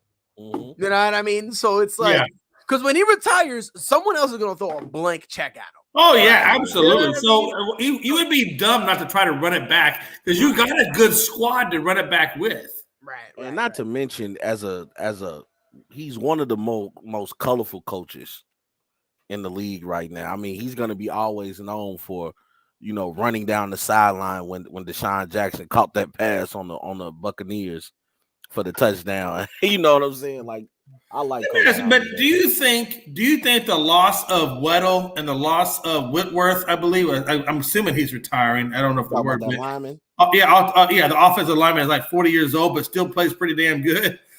Do you think that the loss of those two guys is going to hurt them or no? I don't think Weddle, no. Whitworth, I don't think it'll. Yes. Yeah, because Whitworth is like, he's more than just a lineman. He's like the leader. Yeah. He's one of the leaders on that team, spiritually and physically. Right. Because I know I saw him praying with Odell Beckham Jr., right? That's the same guy. Right. Yeah, Yeah, the ball-headed old guy. Yeah, you can't miss him. You can tell he garnishes the respect of the team. Right. So when you lose a veteran like that, that's kind of like how Miami, had with Udonis Haslam, but except Whitworth can give you more production on the field at this point in his career. Oh, absolutely. Absolutely. Yeah. Yep. Another thing I want to bring up to our attention, and I'm glad you're here because one of the worst players in the NBA is on the COVID protocol list. He's on the health and safety protocol, so he's going to be out for a little bit. He joins his teammate who is now the best player of all time. He's the GOAT, Chris Paul, when he broke his hand, the GOAT, he's now out. And according to somebody on this panel, again, I'm not going to snitch, but Devin Booker, who's dog water, who's horrible, who sucks at basketball. Hold on, gentlemen. If I step on your toes, I ask one thing. Do not scream, because then no one will know it hurt. Okay? That's all I'm saying. So to whoever said this, who said that? You know, Rob, I ain't snitching out no names, Robert Scott. I ain't snitching out no names. Oh, you gonna use government? So You gonna use what do you government? mean? I didn't say nothing. Listen here, Riley. I didn't. Whoa. Oh, D-Book is gonna be out for some time. So here's a question I'm gonna pose, and I'm gonna start with you, Rob, since you know you're leading the. By the way, they beat the Trailblazers. They mollywopped them by 30. So you know, free D-Book. Let me ask you something. Do you believe with their two best players out, you believe they can keep the number 1 seed? They got a 7-game lead right now over the Golden State Warriors. I do. And they got more than 7 games to play. I do. You think so? And the reason I think so is because right now the Warriors are fighting their demons. And we got to see how consistent Memphis can stay, because we know historically when players get that hot as John Morant, usually there's going to be a cool down point somewhere. How far are the Memphis Grizzlies from number 1? Are they about 8 games? I'll tell you right, 7.5. 7.5? Okay. Yes. Give me 1 second, y'all. Take your time. But yeah, so they are. So it's Phoenix 1, Golden State is 2. They're 7 games behind. Then the Grizzlies 7.5 games behind. In 4th place is Utah Jazz. They're 10.5 games behind. Dallas is in 5th place. They're 13 games behind the number 1 seed. And the Denver Nuggets are 6th, and they're 14 games behind the number 1 seed. And that kind of, I mean, on a technicality, the Minnesota Timberwolves can get it. They're at 7th. Right. And that's 16.5 games. The Clippers, who are the 8th seed, they're 18 games behind. The Lakers, who are 9th, are 22.5 games behind, which I do believe there's less than 22 games left in the regular season, I do believe. And that's if the Lakers don't completely fall out of the top 10 if they're not careful. Well, yeah. I don't know. I don't know where that gap is between 10 and 11. So well, they're 9th right now. No, I know that. But if they fall out to it, like where they fall out to like 10, then where would be the gap between 10 and 11 if they fall out of the top? Yeah. So right now the gap between them and the Pelicans, 2.5 games, right? Okay. Yeah, 2.5. So it could possibly. I mean, if they don't, if the Lakers don't right that ship quick, it would be potentially that they could fall to 11 if they're not careful. 100%. So, but I think Memphis will. Hey, Pride, I almost called you Rayleigh. He got me on that. He got me that whole thing now. Pride. So let me ask you this, man. I think it's possible that Memphis would be the team that could take over first. You know, Memphis is playing hot, and I know there's a cool down period, but it's not far fetched to think that if Paul and Booker don't get back in time, that they could take over first. I'm so glad this is happening. So it's funny. I said a couple months ago, I told people this Memphis team is dangerous. Yeah. And I said this Memphis team could potentially sweep the West. It can happen. I said that. No, everyone was mad at me. Now look at us. Now look at where we are now. Look at us in this situation. All of a sudden, and when I say us, I'm talking about us as the collective community. Okay. Right. I'm not saying I'm a Grizzly fan. Okay. But look at us as the community now watching the Memphis Grizzlies hoop. Now, is it too crazy to say that Memphis can sweep the West? I'm not saying they will.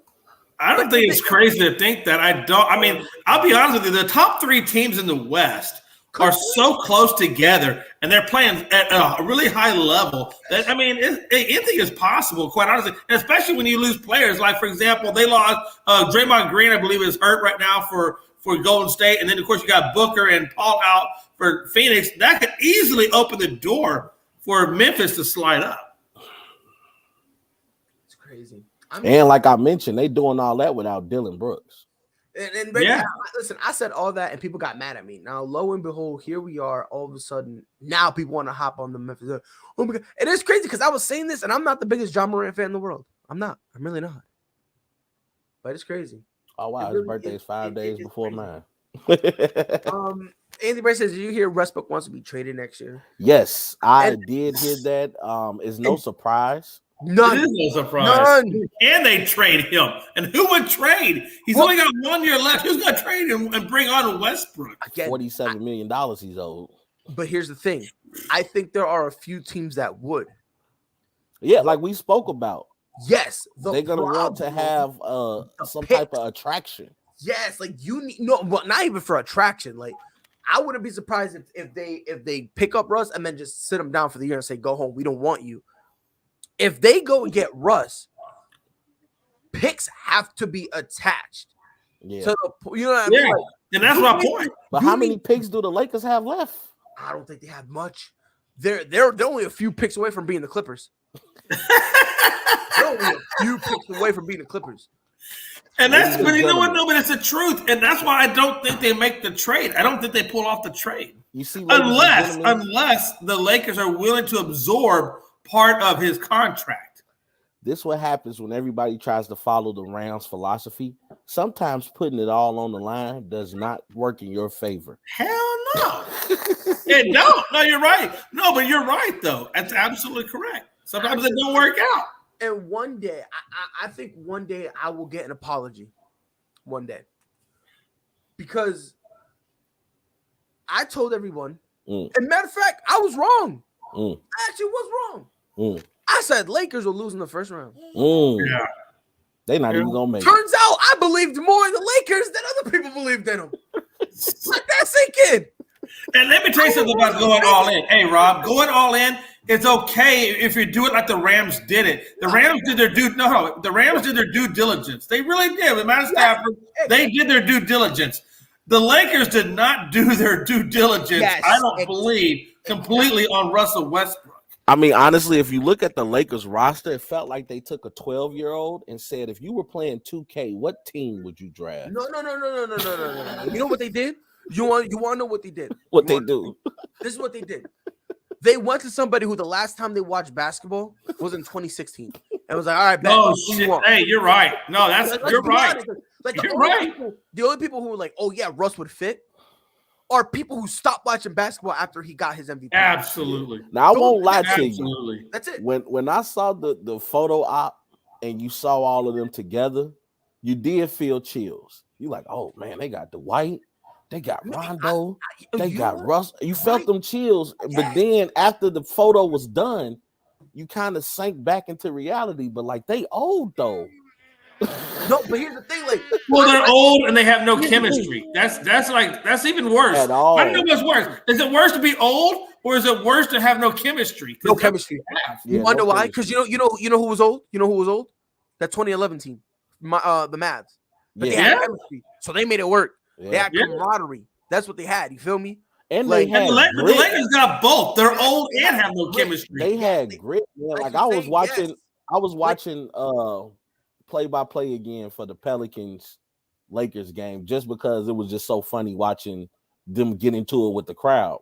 Yep. And you saw so many open lanes to the bucket. Like if I was CJ McCullough, I probably would have went for 50 that night. I would have went for 50 because there was really nothing stopping him. If I'm CJ, I'm gonna be petty. I'm dropping 82. It's something. I'm being petty. I'm dropping 82. I'm dropping 82. That's it. I'm being petty. It really like it takes nothing to play defense. That has nothing to do with how hot you on, how hot you are that night. It has nothing to do with turnover. Like defensively, you have to get back. Like, you know, what's the one rule that any person who plays basketball, what a coach would tell you on a fast break? Hustle. Stop the person with the ball. You stop the ball and you force a three. That's You're more likely because you're more likely to miss the three than a layup. So you stop the ball, and if they kick out, whatever, give them a wide open three. They might end up missing it unless it's Steph. But outside of Steph and Clay and Trae Young, oh no, Trae Young can't shoot the three. My bad. Because you know, my bad. I'm immature. I apologize. I'm immature. My bad, Rob. Rob's over there like, No, I didn't. dude. Look, I don't even have the energy right now. Hey, Rob's over there throwing his earpiece at the monitor. But here's the thing, like again, this does not. I'll be honest. When you saw that photo up, it did give me chills. I ain't gonna lie. I was like, ooh, I got goosebumps. My girl was like, babe, why? I was like, you cold? I was like, nah, man.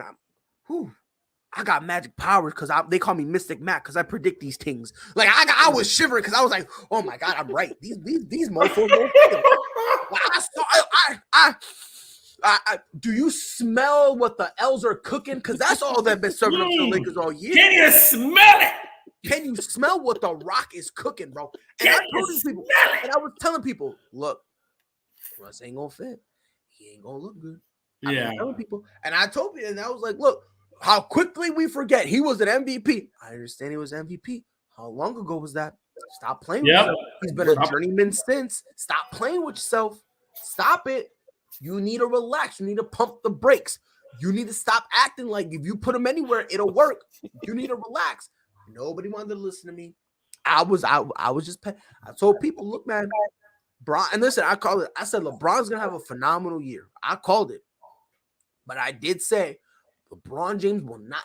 I've been saying this since last year.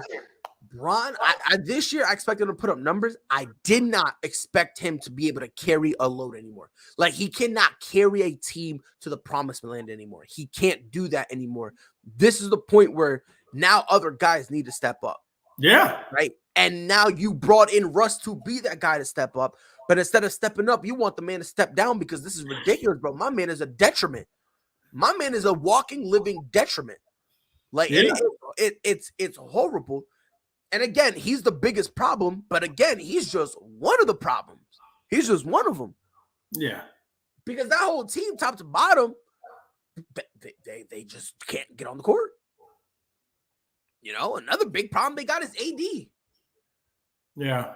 That's another big problem that they have. They need to, you know, they gotta figure out what they want to do with him. They gotta figure out what they want to do with AD. That's a conversation they gotta have with themselves. Like, do we want to keep him, or do we look for greener pastures? Right. They're gonna have to figure that out. And if they trade him, unless you're pairing Braun with another young dude, I don't know what you expect. Like, again, if you want LeBron to carry your team, I don't know. Those days, almost 38 years old. Yeah, bro. Listen, oh man, that's how you know he's a GOAT. He, my man, damn near 40. We still expecting him to play perfection. That's great. And he's playing good for his age. He is playing extremely well for his age. He really is, and I'm not going to take that away from LeBron. He's playing really, really amazing at his age. It's really hard to do that. And I'll be honest with you, but he puts money into his body. Braun puts money. Like he yes. I mean, and you can see it because it would be very hard if you weren't putting that much money in there to do what he's doing. Yeah, it's almost like $2 million a year he puts into his body. Oh, he puts and I get it, but when you got LeBron kind of money, $2 million ain't no big deal. It ain't nothing. It ain't that big of a deal. But I think, I agree with you. At some point, look, the Lakers, let's be honest, the Lakers just don't build through the draft. They haven't. They've never done it with the draft. They do draft picks, but then they get rid of the draft picks for free agents that will come in and do the job. So if they at what point do you say, okay, let's get rid of AD? Maybe he's just too injury prone and try to get whatever draft picks we can get and then try to go and maybe get another free agent. If there is a free agent out there that's worth getting to pair up with LeBron, because like you said, LeBron he's just old, man. And at some point he's going to be done. Yeah. He don't have that many years left. Nah. He's got what? How many years do you think LeBron's got left? Maybe 3 at best? I think he's got 5. I think he's got 5. I think he has probably about 2 years left to still play. At this level, he's only got like 2 more years. Then at that, we'll see a decline. And when we see that decline, his plan is when he's in that decline, he doesn't care about basketball. He's just trying to ball. He's just trying to hoop with his son. You know what I mean? Honestly, LeBron, what I will say about him, and this is what separates the greats from everybody else, is he's learned to adapt his game. Because if you look now, like LeBron game used to be kind of predicated off athleticism and finesse. Now he plays a little bully ball now. He just moves people out his way. And that's one thing you can't teach. You can teach skill, but you can't teach size. Well, that's true. You can't. But you can, and sometimes when he does that bullying, I feel like he should get at least some sort of foul for that. No, because it's the way that he bullies. It's not like he should get a foul. It's not like he's. You know what? This is what I'll say. No, this is what I'll say. If you ever watch Paul Pierce play, if you have established position, he should get a foul. Push arm to get. Stuff. Yeah, his little fit, and I know that he would literally stiff arm you and then shoot it. He would. They're right. He would. Him, and they'll just be like, "What am I supposed to do?" And the ref will be like, "I'll call it next time." I think LeBron has kind of understood the art of using the shoulder roll. Like he knows how to get his shoulder and leverage you to move. But let me ask you this, Rob. Let me ask you this. Do you see LeBron? Because he wants to play with his son, and this son is maybe 3 years away from competing with him. And that's if somebody drafts him and does draft LeBron and puts him on the same unified team. At some point, LeBron's going to have to take a Udonis Haslem approach and just be a coach, but still be a player. No? Or do you think he's going to actually still be good enough to play? I think honestly, when he gets to that level, by the time his son gets there, he'll be 40, I believe, if I'm not mistaken. It's more so just making history. Yes. I think by that time he won't really care.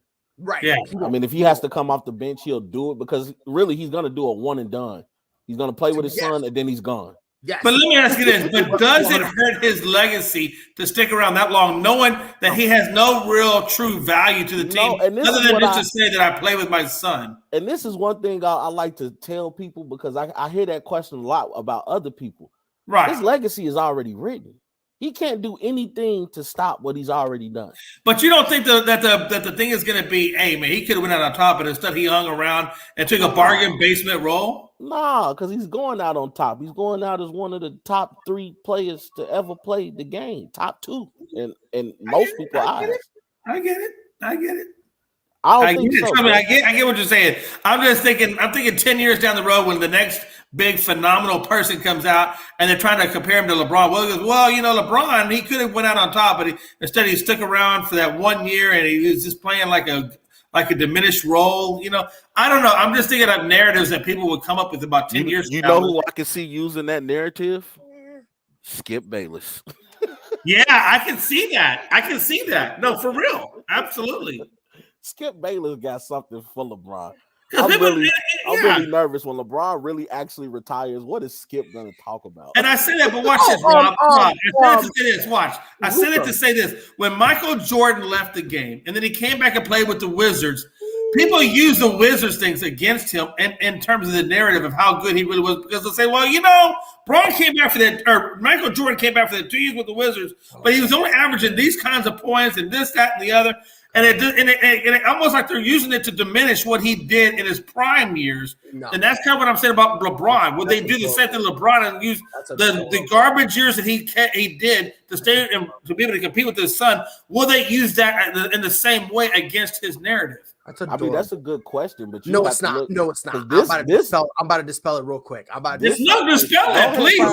Why that is a completely, utterly horrible comparison. Talk your stuff. Because Bron is telling you, I don't care if I'm good, bad, if I'm great, if I'm horrible. I'm doing this specifically for my son. When Mike did it, he said, I'm going to make this team better.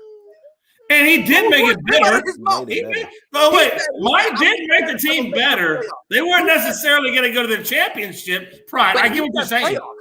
He started making it better, and we're going to the playoffs. He said that's why he signed himself. Right. I think Mike signed himself because he wasn't a good GM. He wasn't a good at the upper level management. So he did what he thought he could do to salvage what he did as a GM. I think that's what it was. There was a ploy in that direction. I really did. I know, because LaMelo Ball is his greatest claim to fame as a GM. Oh no, you know what his worst claim to fame was? Don't say Kwame. His worst claim to fame was Kwame Brown. Hey, you better stop it, Jay. I told you you're gonna end up on Kwame's podcast. Kwame's an idiot. He's an idiot, bro. You're horrible. You're a bad player. You never improved. You were on team because of your size. And nobody can tell you that you're an idiot. You're a butthurt sensitive bum. And every single time people bring it up, instead of accepting it, you just use it to try to oh my God, everyone's mean to me. No, you were mean to the game of basketball. You were a waste of space when it came to on the court. You were a detriment. That's all you were, bro. That's it. And that's a bona fide fact. Like, come on. Stop. No, I get it. Hey, I'm with like you, Kwame Kwame. the person. But Hey, watch this. Hey, No, Rob. no. Hey, watch it. Rob, you ever done this? You're I horrible. bet if I push this button, I can get Pride to go off. Let me just push this button one time. I'm just listen, all I'm not because I see a lot of people say, "Oh yeah, I feel bad for Kwame." Why? I don't feel bad for Kwame. I don't feel bad for him. He's a bum. Hey, watch this. Kwame Brown made a boatload of money and didn't give back anything. well, So I don't feel bad for him at all. every time he mentions him coming out of high school, I'm like, okay, that's no excuse. CKG. No, that's no excuse. CKG. Look at you're KG. wrong. KG just told a story, which was hilarious, of him doing the workout. Pat Riley comes there and says, why am I here watching a high school kid do a workout? So KG said he gets in the workout, he kills everybody on the last play, he dunks and say, what you mean why you here? And Pat Riley was like, good job. Great workout. Like I said, man, like for me personally, I just don't I'll be honest, man. I just when it comes to Kwame Brown, I don't feel bad for him. I don't sympathize with him. You're dog shit. Yeah. That's all it comes down to. You never improved your game. You never tried to get better. Yeah. Then when people who play with you say you're horrible, you want to cry about it. Right. You don't want people to say that, then guess what? It's a simple solution. Get better. Because people violate Andrew Bennett. He keeps his mouth shut. Why? Because he understood. Yeah, I kind of messed up. Adam Morrison, who got drafted, you know what I mean? Like, who ended up ending in with the Lakers. Somehow still got a chip. God bless his soul. But he knows I wasn't nice.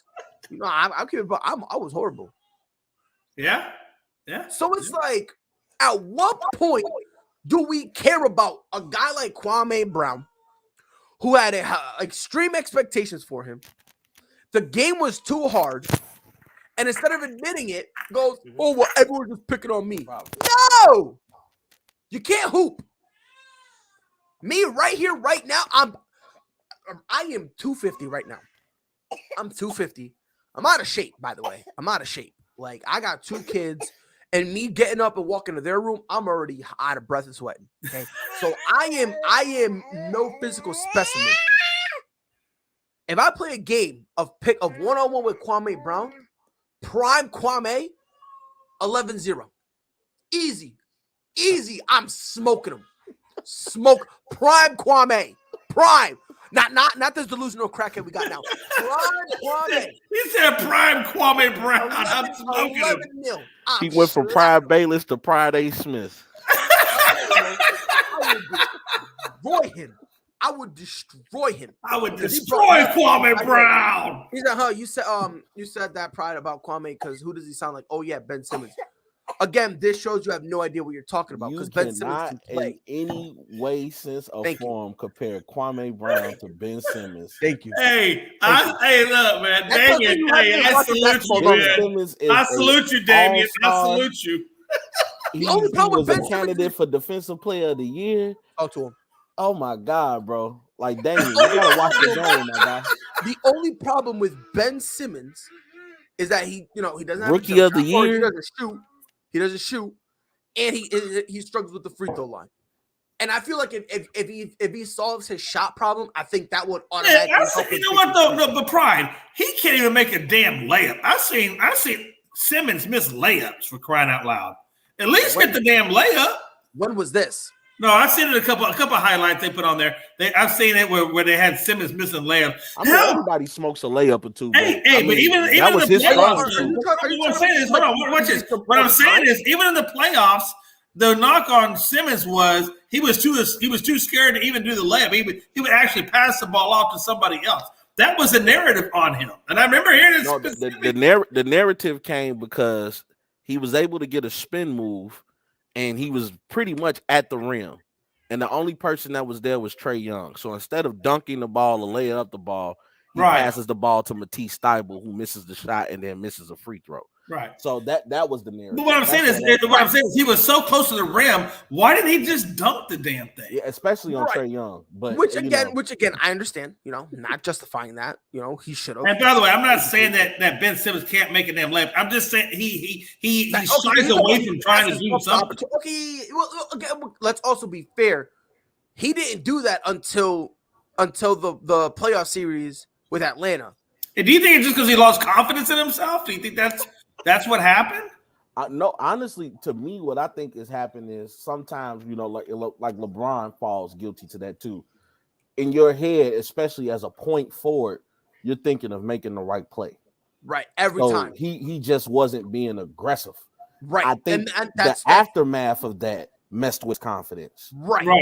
Okay, and that makes sense because I know because that's when he took the sabbatical. Was after that playoffs, he was just like, "Dude, I got to get out of here. I'm not right up here." Us three guys actually watched the game.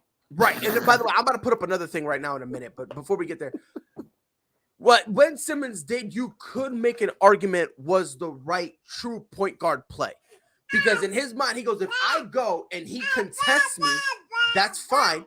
Thibault has a wide open layup." It's like a bing, bing, bing. Right. So I understand it. However, that's still Trae Young. Trae Young. Can I just tell you something? If I was built like Ben Simmons and I saw Trae Young under the rim, my eyes would have lit up. Like I would have been like this. This dude. Hey, what is, I'm about to posterize him. Right. I would have looked like how John Morant did Portal. Right. 100%. Right. But that's what I'm saying. Like, in terms of that, if you want to criticize them for that, that's fine. I have no debates with that whatsoever. You feel me? That's not my issue, right? My issue is just the fact that they solely blamed him. Yeah. That's really how it was. No, and that's because Philadelphia as a team collapsed. Right. So hold on. I definitely think as a team. Hold up. Pride just said Kwame bitches and complains about everything and doesn't show any effort to improve. How is not comparing to Ben Simmons? Do me a favor. Hold on. No. Don't even say nothing. Don't even say nothing. Ben Simmons is still playing, correct? Yes. Right here, right now, pull up their stat line. You pull up any accolades they had, like MVPs, anything like that. Pull them up, compare them. Then I dare you. I triple, double, quadruple dog dare you to comment something like this again. Probably, but you said that you mean with all disrespect. Would you say you're saying basically with all disrespect to David Hernandez? All due disrespect. All due disrespect. We got to put that on a t-shirt. Hey, I had to hear that one time in the show. I had to hear that phrase one time in the show to know that pride is still pride, and this show is still the show. I bring the pride out of pride. Hey, I'm pressing the button as we speak. I'm pressing the button. It's funny. I was at work and I almost turned into pride at work.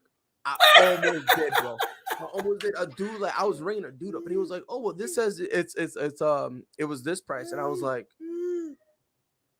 "With all due respect, I don't give a fuck." And then I was like, "Wait a minute, where am I?" I was like, "I'm at work." I'm at work.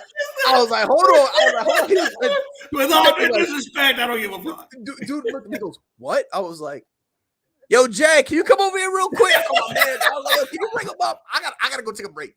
She's like, "Why?" I was like, "Yeah, man, I forgot where I was for a minute. I gotta go take a break." Dude, that's some damn funny shit, though. Yeah, I don't care. That's some funny shit. My manager, she was like, "What'd you say to him?" And I was like, "We just got into a little disagreement over the prices."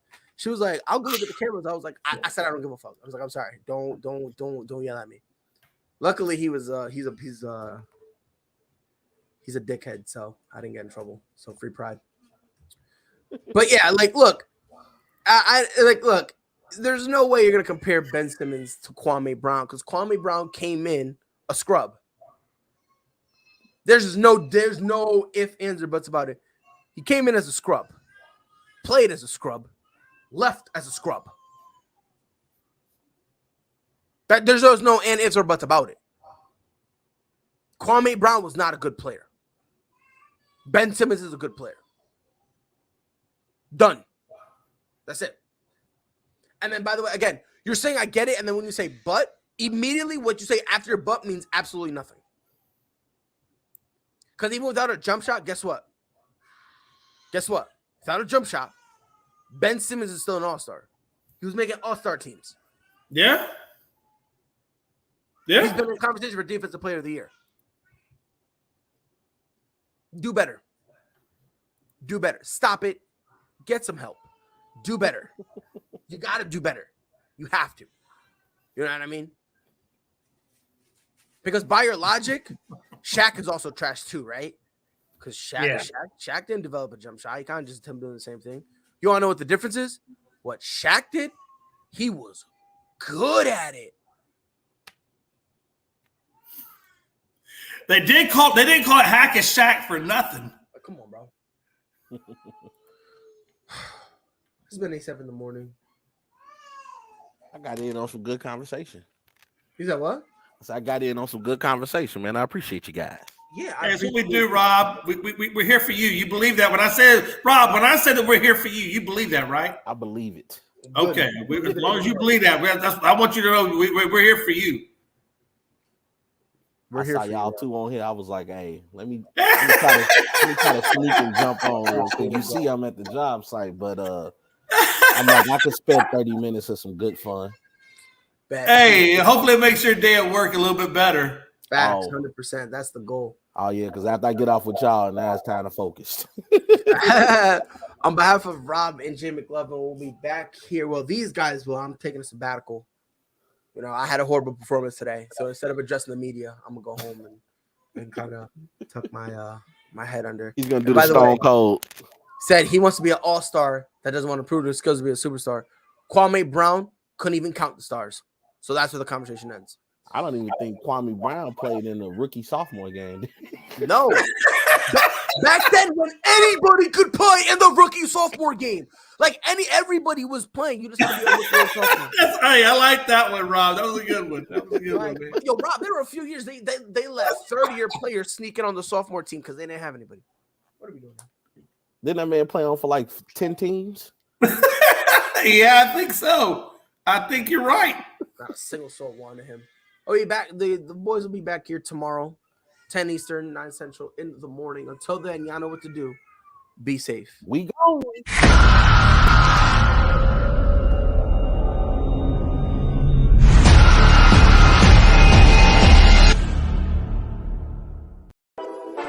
Whole sports all plays. Yeah. Whole sports all plays. Whole sports all plays. 365, we making up plays. You talking the game, get you through the days. We're high in the court, the dime in the lane. Variety topics, living the same. All presentation, sports information. Hitting the airways, taking the nation. All sport, all plays, like working your faces. Grace at the field, so tie the laces. All sports, all plays.